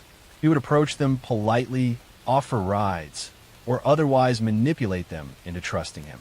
Once isolated, he would abduct them, assault them, and ultimately murder them. He disposed of bodies in secluded locations such as wooded areas, fields, and near bodies of water. Communities were gripped by fear, and parents warned daughters to stay close to home. The murders appeared random at first, but investigators soon realized that there was a pattern linking the cases. Law enforcement faced significant challenges. The crime spanned multiple jurisdictions, including Ann Arbor, Ypsilanti, and Jackson. Investigators had limited forensic tools and struggled to coordinate across city lines. Witness reports varied, and the lack of advanced forensic evidence made linking Collins to multiple murders difficult. For months, the killer eluded capture, moving through towns with his ordinary, polite demeanor while leaving a trail of terror behind him. The investigation began to gain traction when patterns emerged in victim profiles, abduction methods, and geographic locations. Witnesses described a man matching Collins' appearance near multiple crime scenes. Surveillance, stakeouts, and interviews gradually narrowed the suspect pool. Investigators pieced together his routines, movements, and social connections. Collins' carefully constructed facade of normalcy began to crack under the weight of mounting evidence. His eventual arrest came after persistent police work and witness identification. Officers discovered items linking him to victims, and his accounts of the abductions and murders revealed his calculated, methodical approach. Collins confessed to several murders, detailing how he selected victims, planned the abductions, and executed his attacks. His calm, factual recounting of the crimes revealed a mind capable of extreme cruelty while maintaining a surface-level charm that had allowed him to evade suspicion for so long. During his trial, the premeditated and organized nature of Collins' crimes was central to the prosecution. Witnesses described the emotional devastation experienced by families. Expert testimony analyzed his psychological profile, highlighting his intelligence, manipulative tendencies, and lack of empathy. The court concluded that he was a calculated, dangerous predator fully aware of his actions and their consequences. Collins was convicted of murder and sentenced to life imprisonment without parole, ensuring he would never harm another person. In prison, Collins remained largely silent, though his case has been extensively studied by criminologists and psychologists. Analysts have examined the combination of intelligence, charm, and manipulative skill that allowed him to commit multiple murders over several months. His case is often cited in studies of organized offenders, individuals capable of hiding extreme criminal tendencies behind ordinary appearances, and the psychology of predation. The impact of Collins' crimes on the Michigan community was profound. Parents were terrified, communities were on edge, and law enforcement agencies improved investigative techniques as a result. Families were left to grieve and cope with the sudden, violent loss of daughters who had been manipulated and murdered by a man who appeared entirely normal. The case left lasting scars on the Ann Arbor and Ypsilanti areas and remains one of the most studied series of murders in Michigan history. John Norman Collins' story is a chilling reminder of the danger that can hide behind ordinary appearances. He combined charm, intelligence, and careful planning to abduct and murder vulnerable women, terrorizing communities for months. The fear he inspired, the lives he destroyed, and the meticulous nature of his crimes ensure that his story remains one of the most haunting and instructive in American criminal history. His case continues to be examined as a lesson in criminal psychology, investigation, and the hidden potential for darkness in seemingly ordinary individuals. Next story. I'm going to tell you the story of one of the most chilling and methodical criminals in Australian history. It is the story of Ivan Milat, a man whose unassuming exterior and polite demeanor concealed a horrifying series of murders in the 1980s and 1990s. Milat became known as the backpacker murderer, responsible for the abduction, torture, and killing of at least 7 young travelers in New South Wales. For years, his crimes instilled terror across the country, baffled investigators, and devastated families. What makes this story especially haunting is the contrast between his ordinary, polite appearance and the calculated brutality he employed. Ivan Milat was born in 1944 in Sydney, Australia, into a family marked by instability and emotional tension. His father was strict and controlling, and his mother was frequently preoccupied, leaving Milat to navigate childhood largely on his own. As a boy, he was described as intelligent but distant, often keeping to himself and displaying early signs of cruelty toward animals and peers. He was charming when it suited him, particularly with adults, but he struggled to maintain friendships. Psychologists later suggested that his early experiences of emotional neglect and exposure to family tension may have contributed to his development into a cold, calculating predator. During his teenage years, Milat displayed increasing antisocial tendencies. He committed petty theft, deception, and other manipulative acts, learning how to exploit human behavior while avoiding consequences. He became increasingly fascinated with power and control, and his interest in firearms and hunting developed alongside his antisocial behaviors. By his early 20s, Milat's outward appearance remained polite and unassuming, but beneath the surface, he harbored a dangerous combination of intelligence, manipulation, and violent tendencies. Milat's crimes began in the late 1980s. He targeted young backpackers traveling through New South Wales, often hitchhiking or camping alone. He would observe potential victims, gain their trust, and lure them into his vehicle with promises of rides, guidance, or assistance.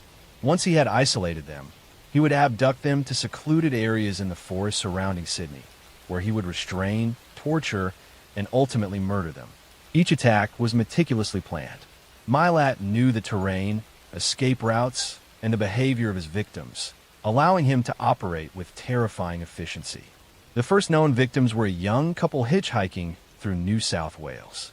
Milat picked them up, presented himself as friendly and trustworthy, and led them to a secluded area in the Belanglo State Forest. There, he restrained them and committed acts of violence that revealed a calculated cruelty. The murders were carried out in a systematic fashion, with Milat ensuring that no evidence would link him to the crime. He buried the victims in shallow graves, hidden by dense forest and remote terrain, confident that authorities would struggle to connect the disappearances. Over the next several years, Milat continued his crimes, targeting young backpackers from both Australia and abroad.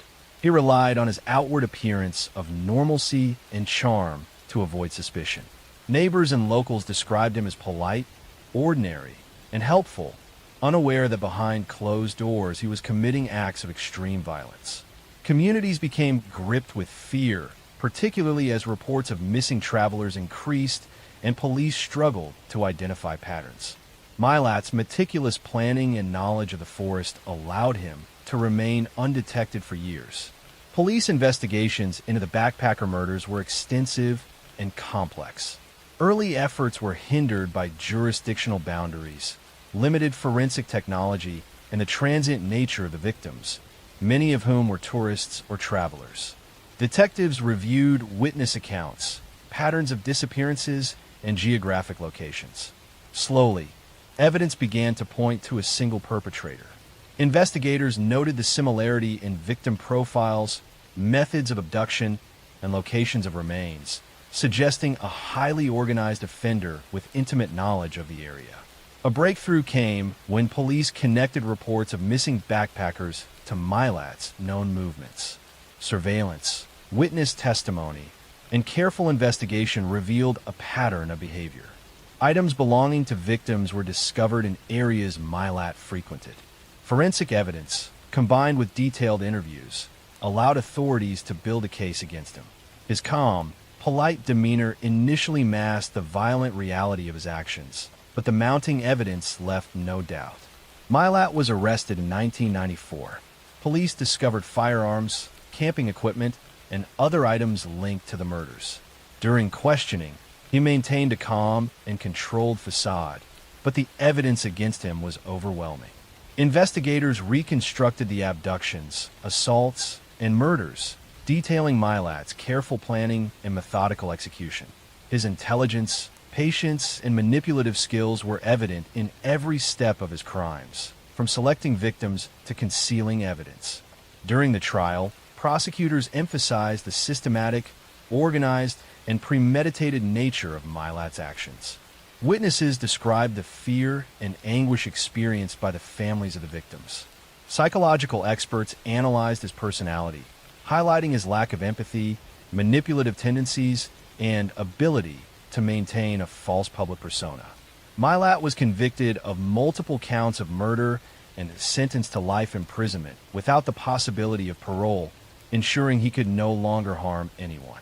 In prison, Milat remained largely silent, though criminologists and psychologists have extensively studied his case. Analysts have examined the combination of charm, intelligence, and violent capability that allowed him to commit repeated murders while appearing ordinary to the community. His crimes illustrate how organized, intelligent predators can operate in plain sight and the psychological traits that enable such predation. The impact of Milat's crimes on Australian society was profound. Families were devastated, communities lived in fear, and law enforcement agencies implemented new investigative techniques and coordination methods to prevent similar cases. His story remains one of the most chilling examples of organized serial predation in Australian history. Ivan Milat's story is a grim reminder of the hidden dangers that can exist behind ordinary appearances. He combined charm, intelligence, and meticulous planning to abduct, torture, and murder vulnerable young travelers, terrorizing entire communities for years. The fear he inspired, the lives he destroyed, and the careful nature of his crimes ensure that his story remains a subject of study and reflection in criminal psychology and law enforcement. Next story. I'm going to tell you the story of one of the most infamous and calculated serial killers in American history. It is the story of Edmund Kemper, a man whose extraordinary intelligence, towering physical stature, and polite demeanor concealed a horrifying series of murders in California in the early 1970s. Known as the co-ed killer, Kemper abducted, murdered, and dismembered young female students while maintaining an outwardly charming and intelligent persona. Communities were gripped with fear, law enforcement struggled to connect the crimes, and the families of victims endured unimaginable anguish. What makes this story particularly haunting is the contrast between Kemper's intelligence, articulate speech, and civilized appearance, and the extreme violence of his crimes. Edmund Kemper was born in 1948 in Burbank, California, into a troubled household.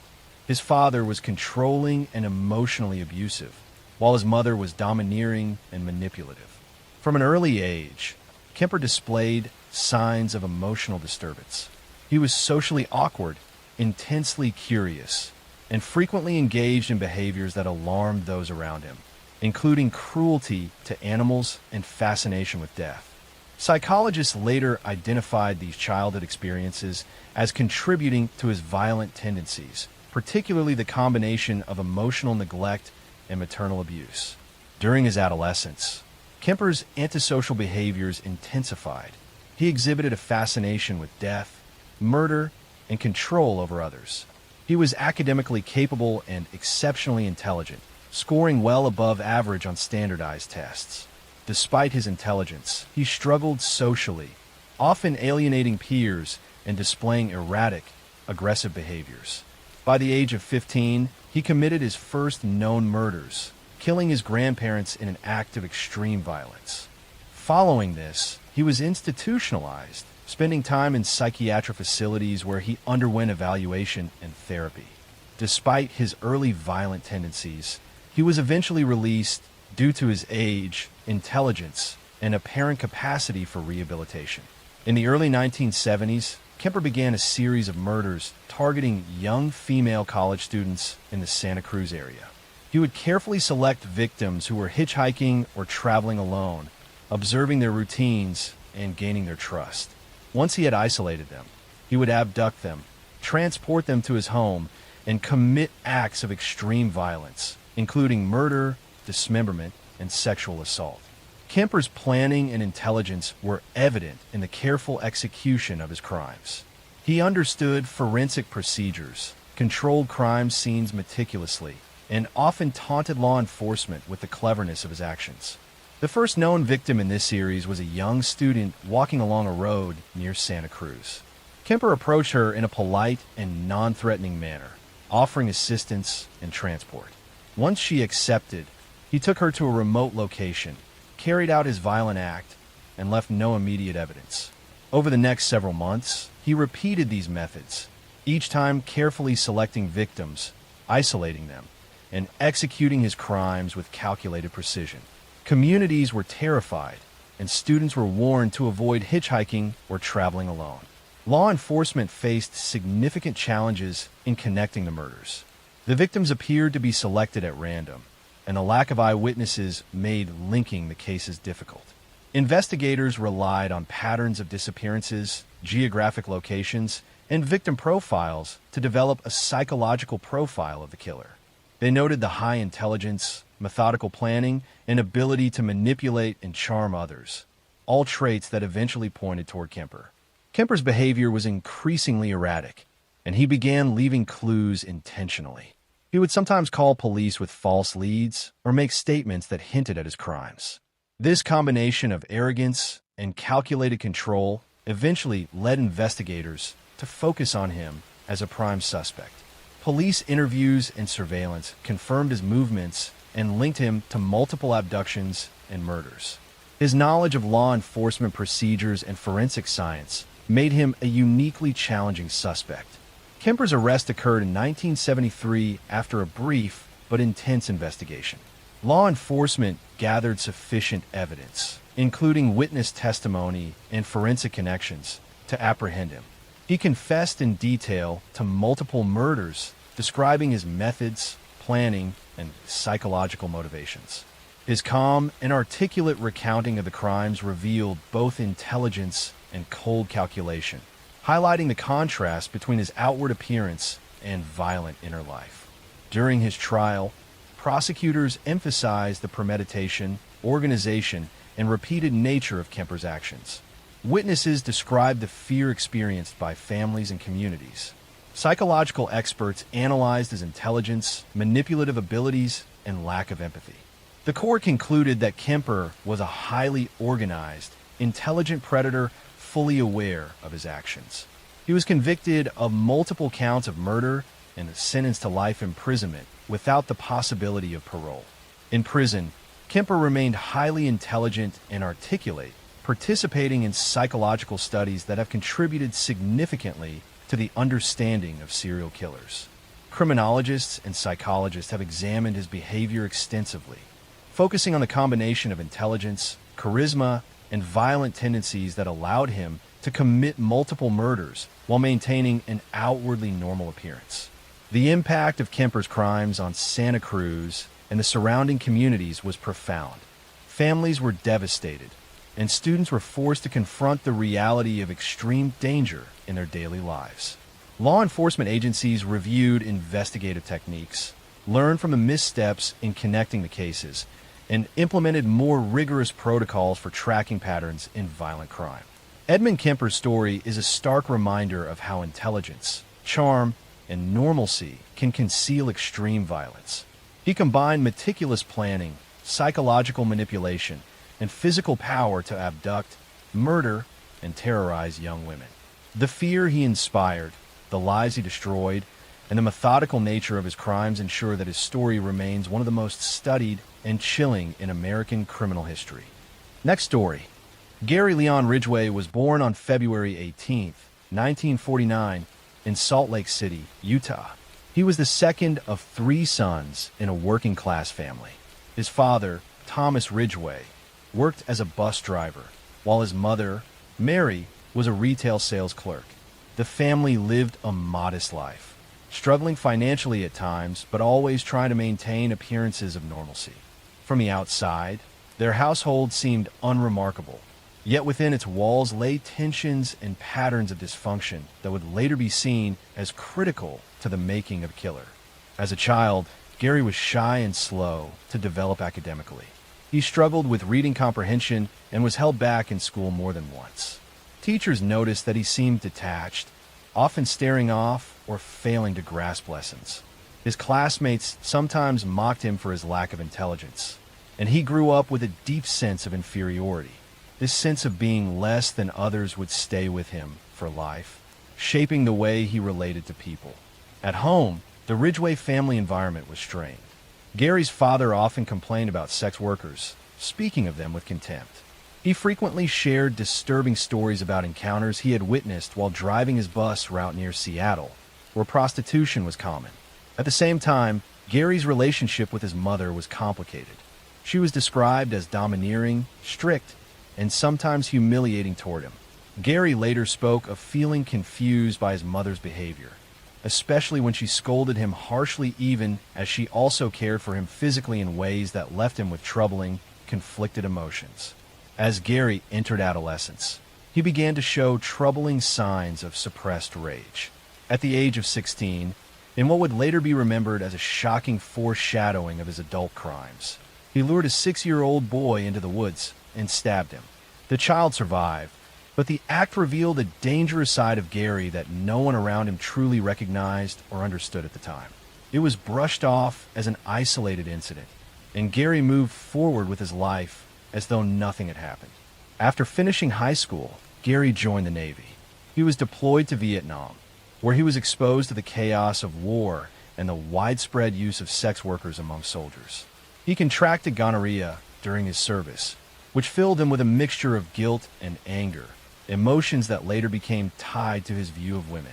When his military service ended, he returned to the United States and settled near Seattle. Gary Ridgway married young, taking a woman named Claudia Craig as his first wife in 1970. But their marriage was troubled from the beginning. He was jealous, controlling, and consumed by suspicions of infidelity. His fixation on sexual activity was overwhelming, and his expectations in the marriage were exhausting to his partner. They divorced within a year. He would marry more than once again, and in each relationship he displayed a disturbing pattern of obsession, control, and infidelity. On the surface, Ridgway lived a seemingly ordinary working-class life. He was employed as a painter at the Kenworth Truck Factory, where he remained for decades. His co-workers described him as quiet, sometimes odd, but generally reliable. He attended church regularly and sometimes read the Bible aloud at home. Yet beneath this facade of normalcy, he was nurturing dark fantasies and behaviors that would make him one of the most prolific serial killers in history. The murders that would later be attributed to him began in the early 1980s in the area surrounding the Green River near Seattle. In 1982, the body of a young woman was found in the river.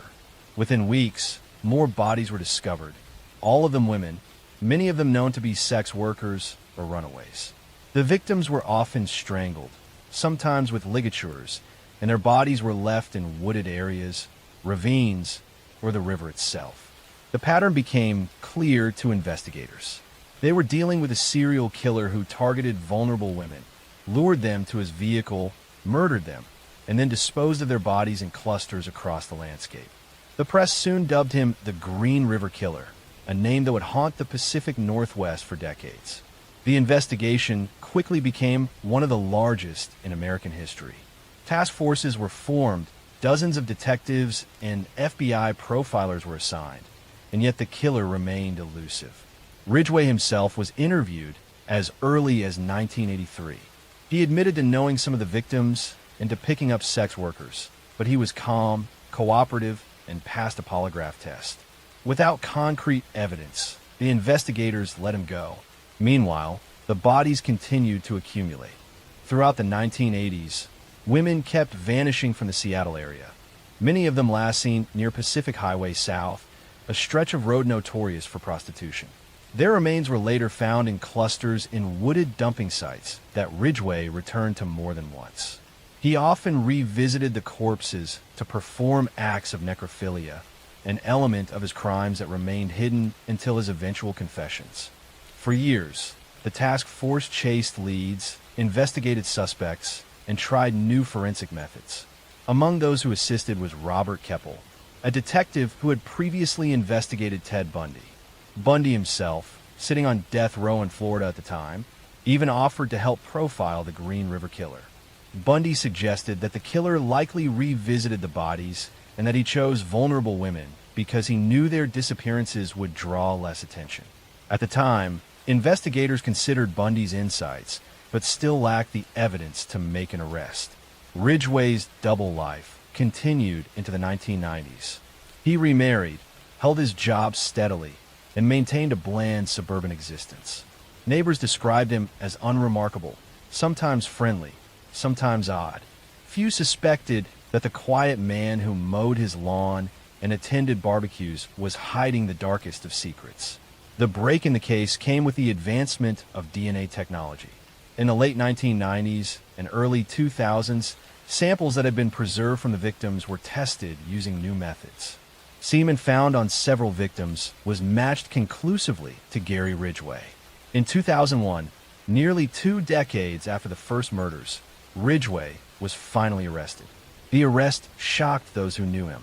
Many could not reconcile the ordinary factory worker with the monstrous crimes. In custody, Ridgway eventually confessed to an astonishing number of murders. He admitted to killing at least 70 women, though he was only formally convicted of 49. His confessions revealed chilling details. He spoke matter-of-factly, with no visible remorse, explaining how he chose women he thought no one would miss, how he strangled them in his truck or home, and how he returned to their bodies long after their deaths. In 2003, Ridgway accepted a plea bargain that spared him the death penalty in exchange for full cooperation. He led investigators to previously undiscovered remains and described his methods in cold detail.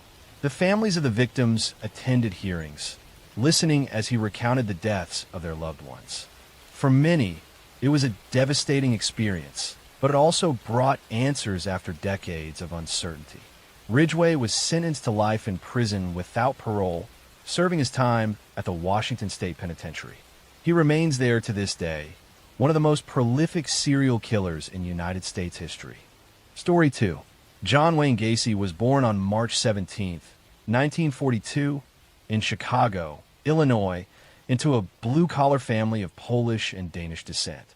His father, John Stanley Gacy, was a World War I veteran and auto repair machinist who carried the scars of alcoholism and a violent temper. His mother, Marion, was described as a kind and protective woman who tried to shield her children from the worst of their father's anger.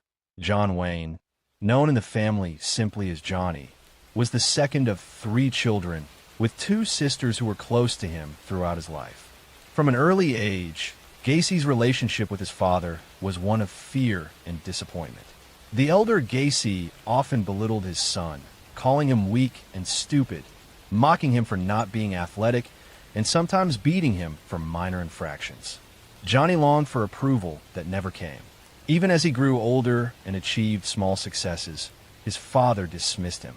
His mother, on the other hand, offered him compassion and defended him from his father's abuse. But this only deepened the wedge between father and son. As a boy, Gacy suffered from health problems. He experienced fainting spells and was later diagnosed with a congenital heart condition that limited his ability to participate in sports. This weakness made him a target of bullying from peers and further scorn from his father, who saw physical strength as a mark of manhood. These early wounds of rejection and humiliation would stay with him for life. Despite his struggles, Gacy showed an ability to charm and make friends. He had a sociable nature and often tried to win people over with humor and friendliness. By his teenage years, he became active in community organizations, working in grocery stores, and showing leadership qualities that impressed many around him. Yet behind this affable exterior, he carried secrets of confusion about his identity, his desires, and his insecurities. After finishing high school, Gacy moved through a series of jobs, eventually finding work in management positions. He married his first wife, Marlyn Myers, in 1964, and the couple settled in Waterloo, Iowa, where her family owned a chain of Kentucky Fried Chicken restaurants. Gacy managed 3 of these restaurants, earning a good salary and presenting himself as a respectable young businessman. He joined the JCs, a civic organization where he rose quickly through the ranks, known for his enthusiasm and his ability to get others involved. But beneath this respectable exterior, Gacy harbored dark impulses. In 1968, he was charged with sexually assaulting a 15-year-old boy, an offense that shattered the image he had worked so hard to build. He was sentenced to 10 years in prison, and his wife divorced him, taking their 2 children and severing all ties. After serving just 18 months, Gacy was released in 1970 for good behavior. He returned to Chicago, determined to rebuild his life, but the seeds of his future crimes had already been planted. Back in Chicago, Gacy reinvented himself. He started a successful construction business, PDM Contractors, which specialized in painting, decorating, and maintenance. He remarried, this time to a woman named Carol Hoff, a divorced mother with 2 daughters. They moved into a house on Summerdale Avenue in Norwood Park, a quiet suburban neighborhood. To his neighbors, Gacy appeared to be a model citizen. He hosted parties, often cooking elaborate meals, and became involved in local Democratic Party politics. One of Gacy's most unusual hobbies was performing as a clown. He created 2 characters, Pogo the Clown and Patches the Clown, sewing the costumes himself and painting his own face. He entertained children at hospitals, charity events, and parades, earning him the nickname the Killer Clown in later years. To those who saw him perform, he seemed harmless, even joyful. Yet this persona masked the terrifying reality of what was happening inside his home. Throughout the 1970s, young men and boys began disappearing in the Chicago area. Many of them were runaways, drifters, or youth-seeking work. Gacy often lured them with promises of construction jobs or money. Some he picked up hitchhiking, others he met at bus stations or on the street. Once inside his home, he would offer them alcohol or show them a trick involving handcuffs, claiming he could demonstrate how to escape. When they were restrained, he revealed his true intentions. He assaulted them, strangled them, and disposed of their bodies. The sheer number of victims is staggering. Over the years, Gacy murdered at least 33 young men and boys. He buried most of them in the crawl space beneath his house, layering the bodies in trenches that he dug himself. Others were disposed of in the nearby Des Plaines River. His ability to maintain his public image while committing these crimes is one of the most disturbing aspects of his story. Suspicion grew slowly. Some families of the missing reported seeing their sons last with Gacy, and rumors circulated. In 1978, the disappearance of 15-year-old Robert Piest became the turning point. Piest was last seen at a pharmacy where Gacy had offered him a job. When he failed to return home, his parents alerted the police, who quickly connected his disappearance to Gacy. A surveillance operation was launched. Detectives followed Gacy, noting his erratic behavior and eventually obtaining a search warrant for his home. What they discovered shocked them. The smell of decomposition in the house was overwhelming. In the crawl space, they began to find bodies, one after another, buried in the earth. The scale of the crime was almost beyond comprehension. Gacy was arrested in December 1978. During questioning, he confessed in chilling detail to the murders. He spoke casually of how he killed the boys, describing them as if they were objects rather than human beings. The trial began in 1980 and lasted for weeks. The prosecution presented overwhelming evidence, while the defense tried to argue insanity. But the jury was unmoved. Gacy was found guilty of 33 murders, the largest number attributed to one person in United States history at that time. He was sentenced to death. For years, he lived on death row at Menard Correctional Center, appealing his sentence and maintaining at times that he was innocent, at other times admitting to the crimes. He became a notorious figure, even creating paintings that were sold for high prices by collectors morbidly fascinated with him. On May 10th, 1994, John Wayne Gacy was executed by lethal injection. Crowds gathered outside the prison, some celebrating, others reflecting on the horror of his crimes. His last words were dismissive, showing no remorse for the lives he had taken. The legacy of John Wayne Gacy's crimes left a deep scar on the Chicago community and the families of his victims. His ability to live a double life, to be a businessman, a community volunteer, and a clown who entertained children, while at the same time burying dozens of bodies beneath his home, remains one of the most chilling examples of hidden evil. His case also led to greater awareness of the need for better investigations into missing persons, especially those from vulnerable groups. Story 3. The story of Peter Sutcliffe, later known to the world as the Yorkshire Ripper, begins in a quiet and ordinary setting, one that gave little hint of the darkness that would one day emerge. Born in Bingley, West Yorkshire, in 1946, Sutcliffe grew up in a working-class family in post-war England. His early life was marked by a somewhat withdrawn personality, a boy who seemed more comfortable in solitude than in crowds. Teachers and peers noticed that he was shy and sometimes awkward, but there was little outward sign of what was to come. The landscape of his childhood was one of smoky industrial towns, strict social structures, and families trying to rebuild their lives in the aftermath of war. As Sutcliffe grew older, those who knew him recalled a young man who seemed caught between the ordinary expectations of life and a deeper sense of disconnection. He worked various jobs, including in a factory and later as a truck driver, but he never seemed to settle. His relationships were strained, though he eventually married Sonia Surma in 1974, a woman who would remain by his side through much of the turmoil that was to follow. Their marriage was unusual, marked by long separations and a lack of intimacy, which only deepened Sutcliffe's sense of isolation.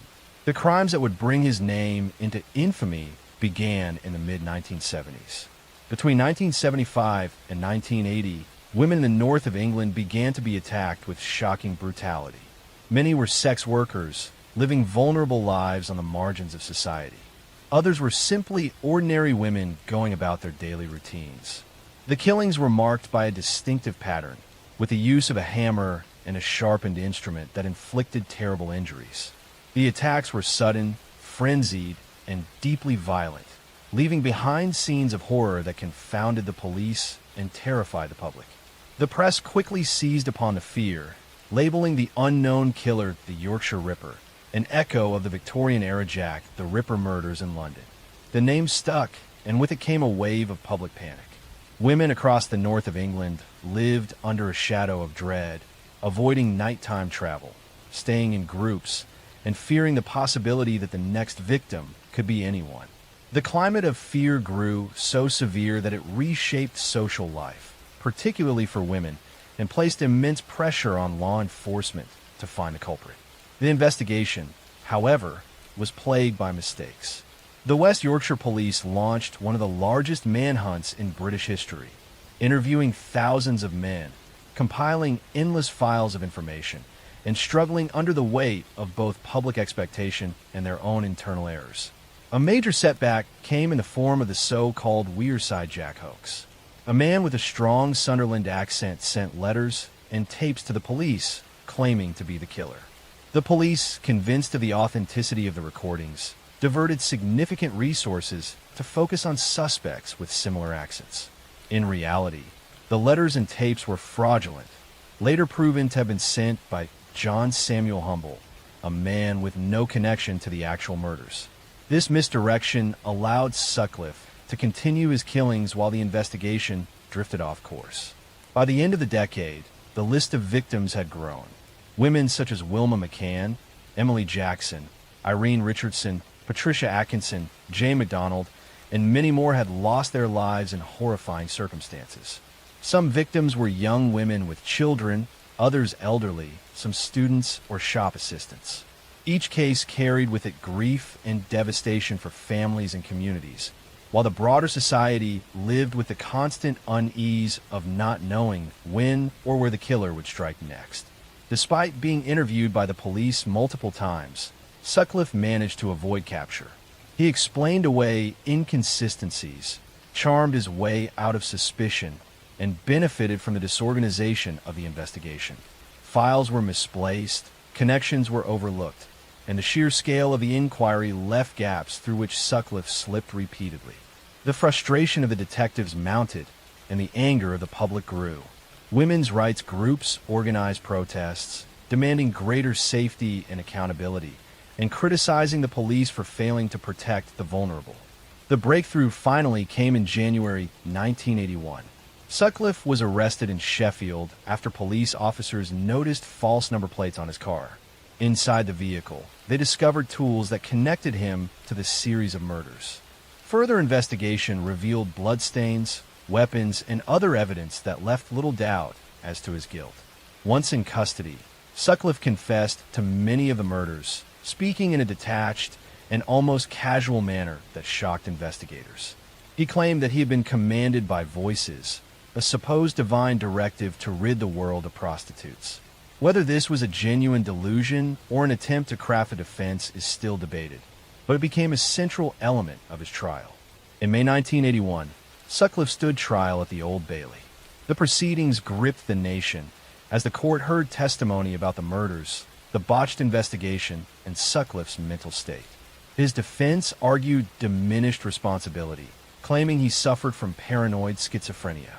However, the jury rejected this, and Sutcliffe was convicted of 13 counts of murder and 7 counts of attempted murder.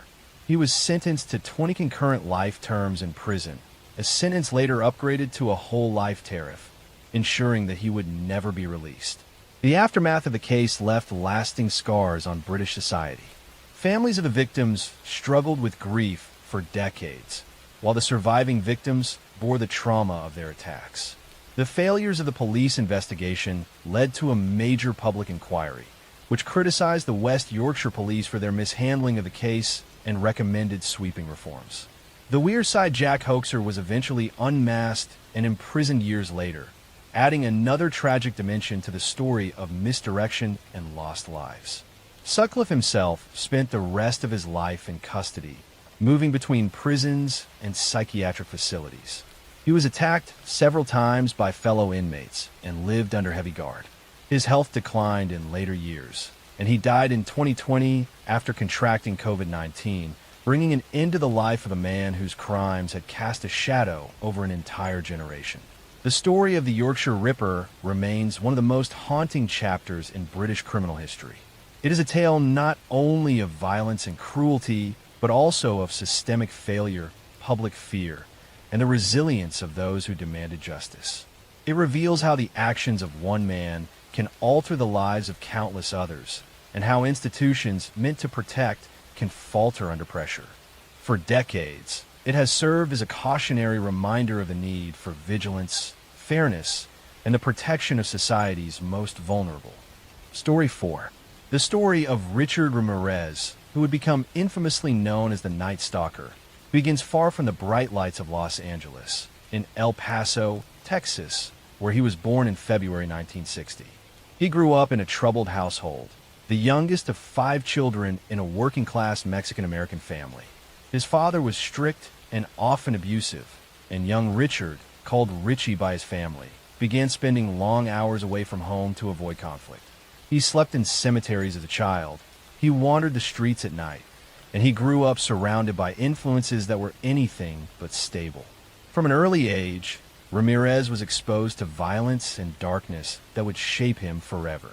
His older cousin, Miguel, was a Vietnam veteran who returned from the war with photographs of atrocities and stories of brutality. Miguel would show these images to the impressionable boy and brag about acts of violence he committed overseas. Even more horrifying, Miguel once shot his wife in front of Richard, an act of domestic murder that Ramirez witnessed firsthand as a teenager. This exposure to blood and death left a deep imprint. Ramirez's adolescence spiraled further into delinquency. He experimented with drugs, including LSD, and developed a fascination with Satanism, black magic, and horror. He idolized serial killers and murderers, studying their crimes as if they were role models. By his late teens, he was committing burglaries, drifting between jobs, and spending nights wandering city streets. Eventually, he left Texas for California, where the anonymity of Los Angeles provided the perfect landscape for his descent into crime. The wave of violence that earned him his place in history began in 1984. The first known murder linked to him was that of Jenny Vincow, a 79-year-old woman who was brutally attacked in her Los Angeles apartment.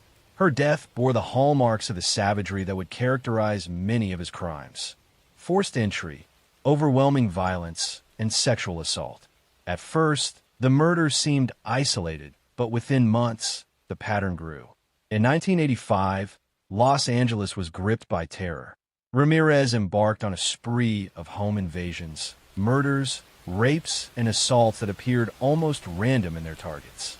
He attacked the young and the elderly, men and women, people of different races and backgrounds. No one felt safe because there was no clear profile of who might be next.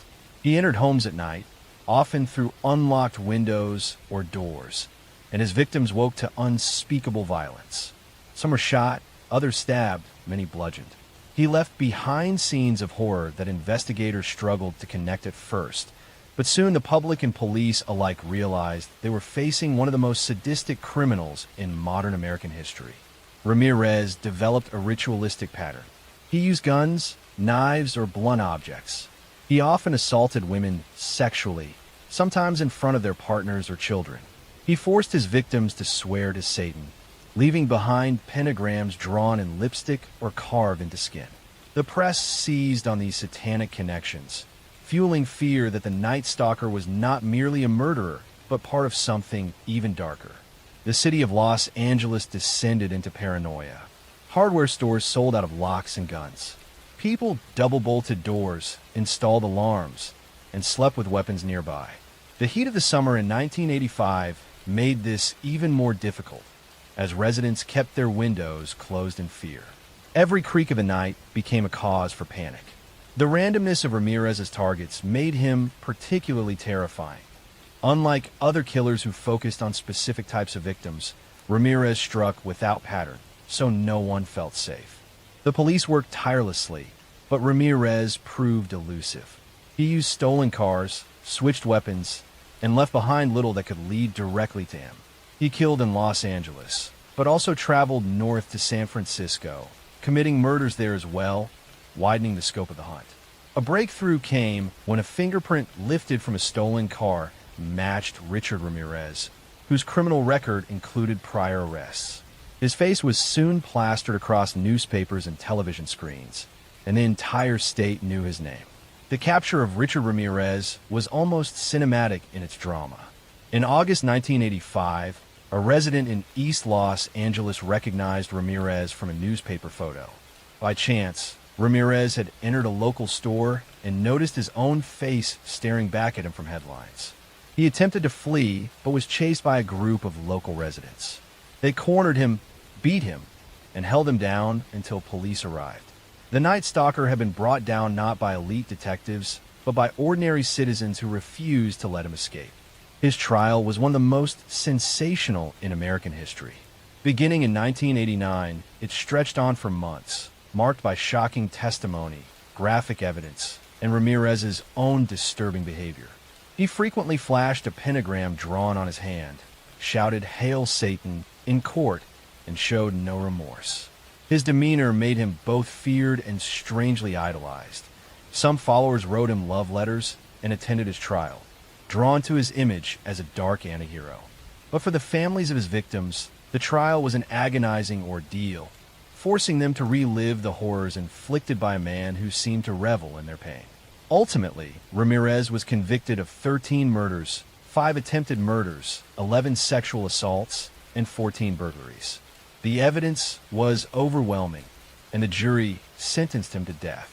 He was sent to San Quentin State Prison, where he would remain for the rest of his life. Even in prison, Ramirez remained a figure of fascination and revulsion. He married a woman who had written to him while incarcerated, though their relationship eventually faded. He lived under the shadow of execution for more than 2 decades, appealing his conviction but never escaping his fate. In 2013, before his death sentence could be carried out, he died of complications related to B-cell lymphoma, ending his life behind bars. The legacy of Richard Ramirez's crimes is one of terror, sorrow, and unanswered questions. His victims and their families live with scars that never fully heal. The communities he terrorized remember the summer of 1985 as a time when fear was constant, when the Night Stalker seemed to be everywhere and nowhere at once. His case also changed the way Americans understood crime, highlighting the vulnerability of ordinary households and the randomness of violence. The Night Stalker remains a chilling symbol of predatory cruelty, a man whose actions revealed the darkest corners of human capability. His story endures not because of who he was, but because of the devastating impact he had on countless innocent lives, and a reminder of how fragile safety can be when confronted with evil. Story 5. The story of Dennis Lynn Rader, who became known to the world as the BTK Killer, begins in the small city of Wichita, Kansas, a place that for many years felt far removed from the kind of horrors that would eventually unfold there. Dennis Rader was born in March of 1945 in the tiny community of Pittsburgh, Kansas, before his family eventually moved to Wichita. From the outside, he seemed to grow up in an ordinary Midwestern household, with both parents working hard to provide for their children. Yet even in his childhood, troubling patterns began to emerge. He later admitted that from a young age he experienced violent sexual fantasies, often imagining scenarios where he bound and controlled women. These fantasies never disappeared. Instead, they grew stronger as he matured, becoming the foundation for the crimes that would terrorize Kansas for decades. Rader graduated from high school in 1963 and spent a brief time in college before enlisting in the United States Air Force. He served from 1966 until 1970, and after returning to Kansas, he attempted to live what looked like an ordinary life.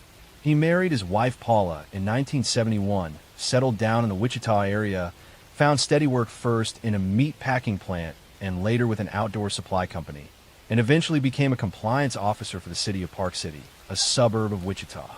He was also active in his church congregation, even serving as president of the church council.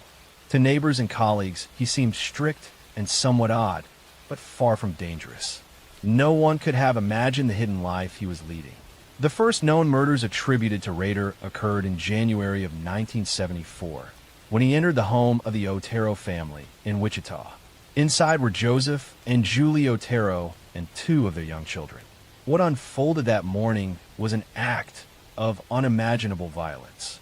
Rader bound each member of the family with cords and methodically killed them one by one. The brutality of the Otero murders stunned Wichita and immediately led police to believe a highly dangerous individual was at large. Yet investigators had few leads. There were no suspects, no clear motive, and no connection between the victims and a possible killer. The Otero murders might have remained an isolated tragedy, but soon afterward Rader made it clear he wanted recognition. In October of 1970, a local newspaper received a letter from someone claiming responsibility. The letter described details of the crime scene that only the killer could know. Most chillingly, the writer signed the letter with the initials BTK, standing for bind, torture, kill. That phrase would become inseparable from the crimes and the identity of the man who committed them. Over the following years, Rader struck again. In April 1974, he killed Catherine Bright, a young woman he attacked in her home after following her. 2 years later, in March 1977, he murdered Shirley Vian, a mother whose children he locked in a bathroom while he carried out the crime. In December of that same year, he killed Nancy Fox, an attack he later called one of his most significant. Rader continued to taunt police and media through letters and poems, always signing them BTK. His communications revealed a desire for notoriety and control. He wanted to ensure his crimes would not be forgotten and that his name would instill fear. Despite the communications, investigators struggled to identify the killer. The crimes appeared carefully planned, and the letters revealed a disturbing intelligence. Task forces were formed, tips poured in, but the identity of BTK remained elusive. By the early 1980s, Rader seemed to go quiet. In reality, he had not stopped having violent fantasies, but he began spacing out his attacks, making them harder to connect. In April 1985, he murdered Maureen Hedge, a neighbor who lived just down the street from him. He later confessed to hiding her body in the church where he served as council president, posing her in different positions before disposing of her remains. In September 1986, he killed Vicki Wegerle, leaving behind her husband as the one to find her bound and strangled. At the time, police did not realize this crime was connected to BTK, and it was only later confirmed through DNA evidence. His final known murder occurred in January 1991, when he killed Dolores Davis, again abducting her from her home and leaving her body in a rural area outside Wichita. After that, Rader appeared to go dormant. For more than a decade, there were no known BTK murders, and many in Wichita began to believe the killer had either died or moved away. During this time, Rader continued living his outwardly normal life. He raised 2 children, maintained his job as a compliance officer where he enforced petty city codes with almost obsessive rigor and remained active in his church. Those who knew him described him as strict, rule-bound, and somewhat controlling, but nothing that pointed to a secret double life as a serial killer. Then in 2004, more than 30 years after the first Otero murders, Wichita received a shock. BTK resurfaced. A local television station received a package containing photographs and a copy of Vicky Wedrell's driver's license, stolen from the crime scene years earlier. This was undeniable proof that the killer was still alive and wanted attention once again. Over the next year, a series of communications arrived at media outlets and police, all from BTK. He sent packages containing crime scene items, letters describing his actions, and puzzles meant to taunt investigators. These new communications proved to be Rader's undoing. In one package, he asked police if they could trace information from a computer floppy disk. Investigators responded publicly through a newspaper ad suggesting it would be safe. When Rader eventually sent a floppy disk, forensic analysis revealed metadata linking the document to Christ Lutheran Church and the name Dennis Rader. Investigators quickly confirmed that DNA taken from Rader's daughter matched evidence preserved from earlier crime scenes. On February 25, 2005, Dennis Rader was arrested near his home in Park City. The news stunned the community. This man who had lived among them for decades, enforcing local codes and serving as a church leader, was now unmasked as the BTK killer. During interrogations, Rader calmly confessed to the murders, describing them in chilling detail. He showed no remorse, instead speaking about them as projects he had planned and executed. Rader was charged with 10 counts of first-degree murder, though he hinted at more crimes that could not be conclusively proven. In court, he pleaded guilty, giving a long and detailed confession that described each murder step by step. His demeanor was cold and matter-of-fact, horrifying the families of victims who listened in the courtroom. In August 2005, Rader was sentenced to 10 consecutive life terms without possibility of parole. He was sent to the El Dorado Correctional Facility in Kansas, where he remains today. His case continues to be studied for the way he maintained a double life, the methods he used to communicate with the public and law enforcement, and the failures and eventual success of the investigation that captured him. The aftermath of the BTK case left lasting scars on Wichita. For decades, families had lived in fear, never knowing who among them might secretly be BTK. The revelation that he was an ordinary neighbor and community leader was almost as terrifying as the crimes themselves. Next story. The story of Eileen Wuornos begins not in the chaos of her crimes, but in the turbulence of her early childhood. She was born in February 1956 in Rochester, Michigan, to a teenage mother and a father who would never play a role in her life.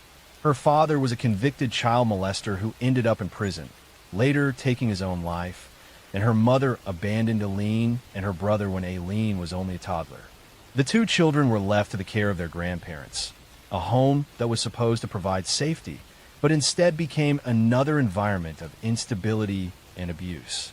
Eileen's grandfather was a violent man, and her grandmother struggled with alcoholism. From an early age, Eileen experienced neglect, violence, and exploitation. By the time she was 11 years old, she had already begun trading sexual favors for food, cigarettes, and small amounts of money, surviving in a world that offered her no protection.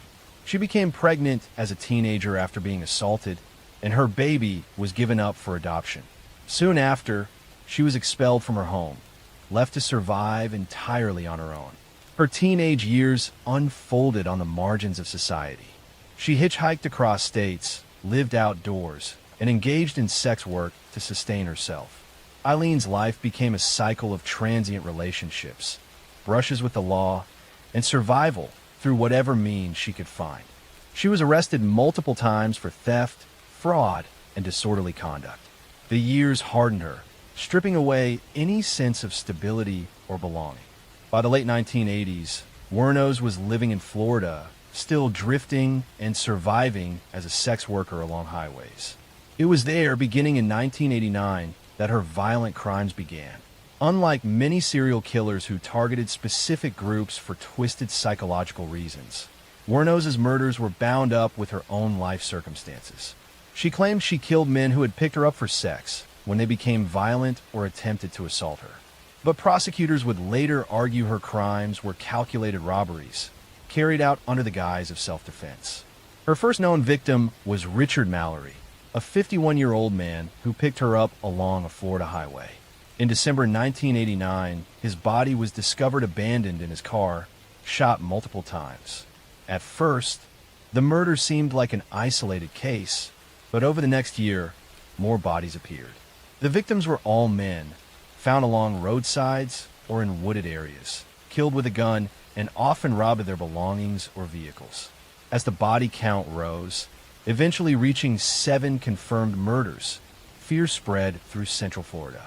Police connected the killings by the consistent method and by witness descriptions of a woman seen with some of the victims shortly before their deaths. A key detail helped narrow the search. Wuornos and her lover, Tyria Moore, had crashed one of the victims' cars and fled the scene, leaving behind fingerprints. Those prints were traced back to Wuornos, already known to law enforcement for her long history of arrests. Investigators began a manhunt, but Wuornos was elusive, moving from cheap motels to bars, living in constant motion.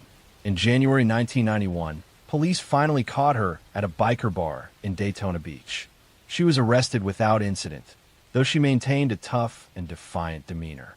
Her partner, Tyria Moore, became a crucial figure in the case. Pressured by investigators, Moore agreed to cooperate in exchange for immunity. She called Wuornos while under police surveillance, persuading her to confess to the killings. On tape, Wuornos admitted to several murders, repeating her claim that she acted in self-defense against violent clients. Her trial became a national spectacle. In 1992, she was tried for the murder of Richard Mallory, though evidence from other killings was also introduced. The jury heard not only about the crimes, but also about her troubled past, her years of abandonment and abuse. Yet prosecutors argued that her pattern of taking money, possessions, and cars from her victims showed her true motive. After only a short deliberation, the jury found her guilty of murder and she was sentenced to death. In the years that followed, Wuornos faced additional trials for the other murders, each ending in further convictions and death sentences. She became one of the rare women on death row in the United States. Her demeanor in court was unpredictable. At times, she appeared calm and resigned. At other times, she lashed out, shouting at the judge, jury, or prosecutors, declaring her hatred for society and her belief that everyone was against her. Wuornos' story drew wide attention, not just because of her crimes, but because of the complicated questions they raised. Some saw her as a victim of abuse and exploitation, a woman who had been failed by every institution meant to protect her, whose violence was an extension of the violence inflicted upon her. Others saw her as a cold-blooded killer who preyed on men and used her history as an excuse. Her life and crimes became the subject of documentaries, books, and eventually the film Monster, which dramatized her story. But behind the media portrayal was a woman who lived nearly her entire life in pain, anger, and alienation. On October 9th, 2002, Aileen Wuornos was executed by lethal injection at Florida State Prison. She was 46 years old. In her final moments, she gave a rambling statement, referencing outer space, Armageddon, and her belief that she would return. She died quickly, ending a life that had been marked from childhood by violence and instability. The legacy of Aileen Wuornos remains controversial. To some, she symbolizes how cycles of abuse and neglect can create a person capable of great harm. To others, she is remembered simply as a killer who took innocent lives. What is undeniable is that her story stands apart in the history of American crime. A rare example of a female serial killer whose crimes gripped the nation and left behind endless debate about justice, responsibility, and the roots of violence. Her life reminds us how deeply environment and trauma can shape a person, but also how society struggles to reconcile sympathy with accountability. For her victims and their families, the question of motive mattered little compared to the irreversible loss they suffered. For true crime history, the name Aileen Wuornos remains forever etched as both a cautionary tale and a chilling story of violence born from a life of suffering. Next story. The story of John Wayne Gacy begins in the suburbs of Chicago, where he was born in March 1942 to a working-class family. From the outside, his childhood seemed ordinary, but behind closed doors, life was harsh and unforgiving. His father was an alcoholic with a violent temper who regularly belittled and beat him. His mother, though more nurturing, could not shield him from the constant abuse. Gacy grew up desperate for approval, especially from his father, yet he rarely received anything but criticism. As a child, Gacy suffered from health problems, including a heart condition that limited his physical activity. He often felt like an outsider, excluded from sports and overshadowed by his father's disdain. But beneath his fragile health and troubled home life, Gacy began developing the traits that would later define him: charm, manipulation, and a hunger for recognition. By his teenage years, Gacy began finding ways to fit in socially. He was known as friendly and eager to help, often volunteering for school and community projects. But his personal life already carried shadows. He struggled with his sexuality, something he kept hidden at a time when homosexuality was harshly judged. His need to maintain a public image while concealing his private desires would become a recurring theme throughout his life. In early adulthood, Gacy drifted into sales and business management, where his charisma proved useful. He was ambitious, eager to prove himself, and capable of winning people over. But cracks appeared quickly. In the 1960s, after marrying and moving to Iowa, he was convicted of sexually assaulting a teenage boy. He served time in prison, where he earned a reputation as a model inmate, and was released after serving only a portion of his sentence. His wife divorced him during his incarceration, taking their children and leaving him to start over. When Gacy returned to Illinois, he reinvented himself. He became a contractor, starting his own business and employing local young men. He became active in Democratic Party politics, even posing for photographs with prominent politicians. He volunteered in the community, organizing parties and entertaining children while dressed as Pogo the Clown, a character he created. To neighbors and acquaintances, he seemed generous and dependable, a man who gave back to his community. But behind this mask, Gacy was living a double life of unimaginable horror. From 1972 to 1978, he lured dozens of young men and teenage boys to his home. Some were employees, others were hitchhikers or runaways, and some simply disappeared after meeting him. Once inside, Gacy used various ruses to trap his victims, including a so-called magic trick where he handcuffed them under the pretense of showing them an escape trick. What followed was torture, sexual assault, and murder. The scale of his crimes would not be fully understood until years later. Gacy disposed of many of his victims by burying them in the crawl space beneath his suburban home. When that space became overcrowded, he began discarding bodies in the Des Plaines River. For years, his murders went unnoticed, hidden by his outward image of respectability and civic involvement. Suspicion began to mount in 1978 after the disappearance of 15-year-old Robert Piest, who was last seen leaving work to meet Gacy about a potential job.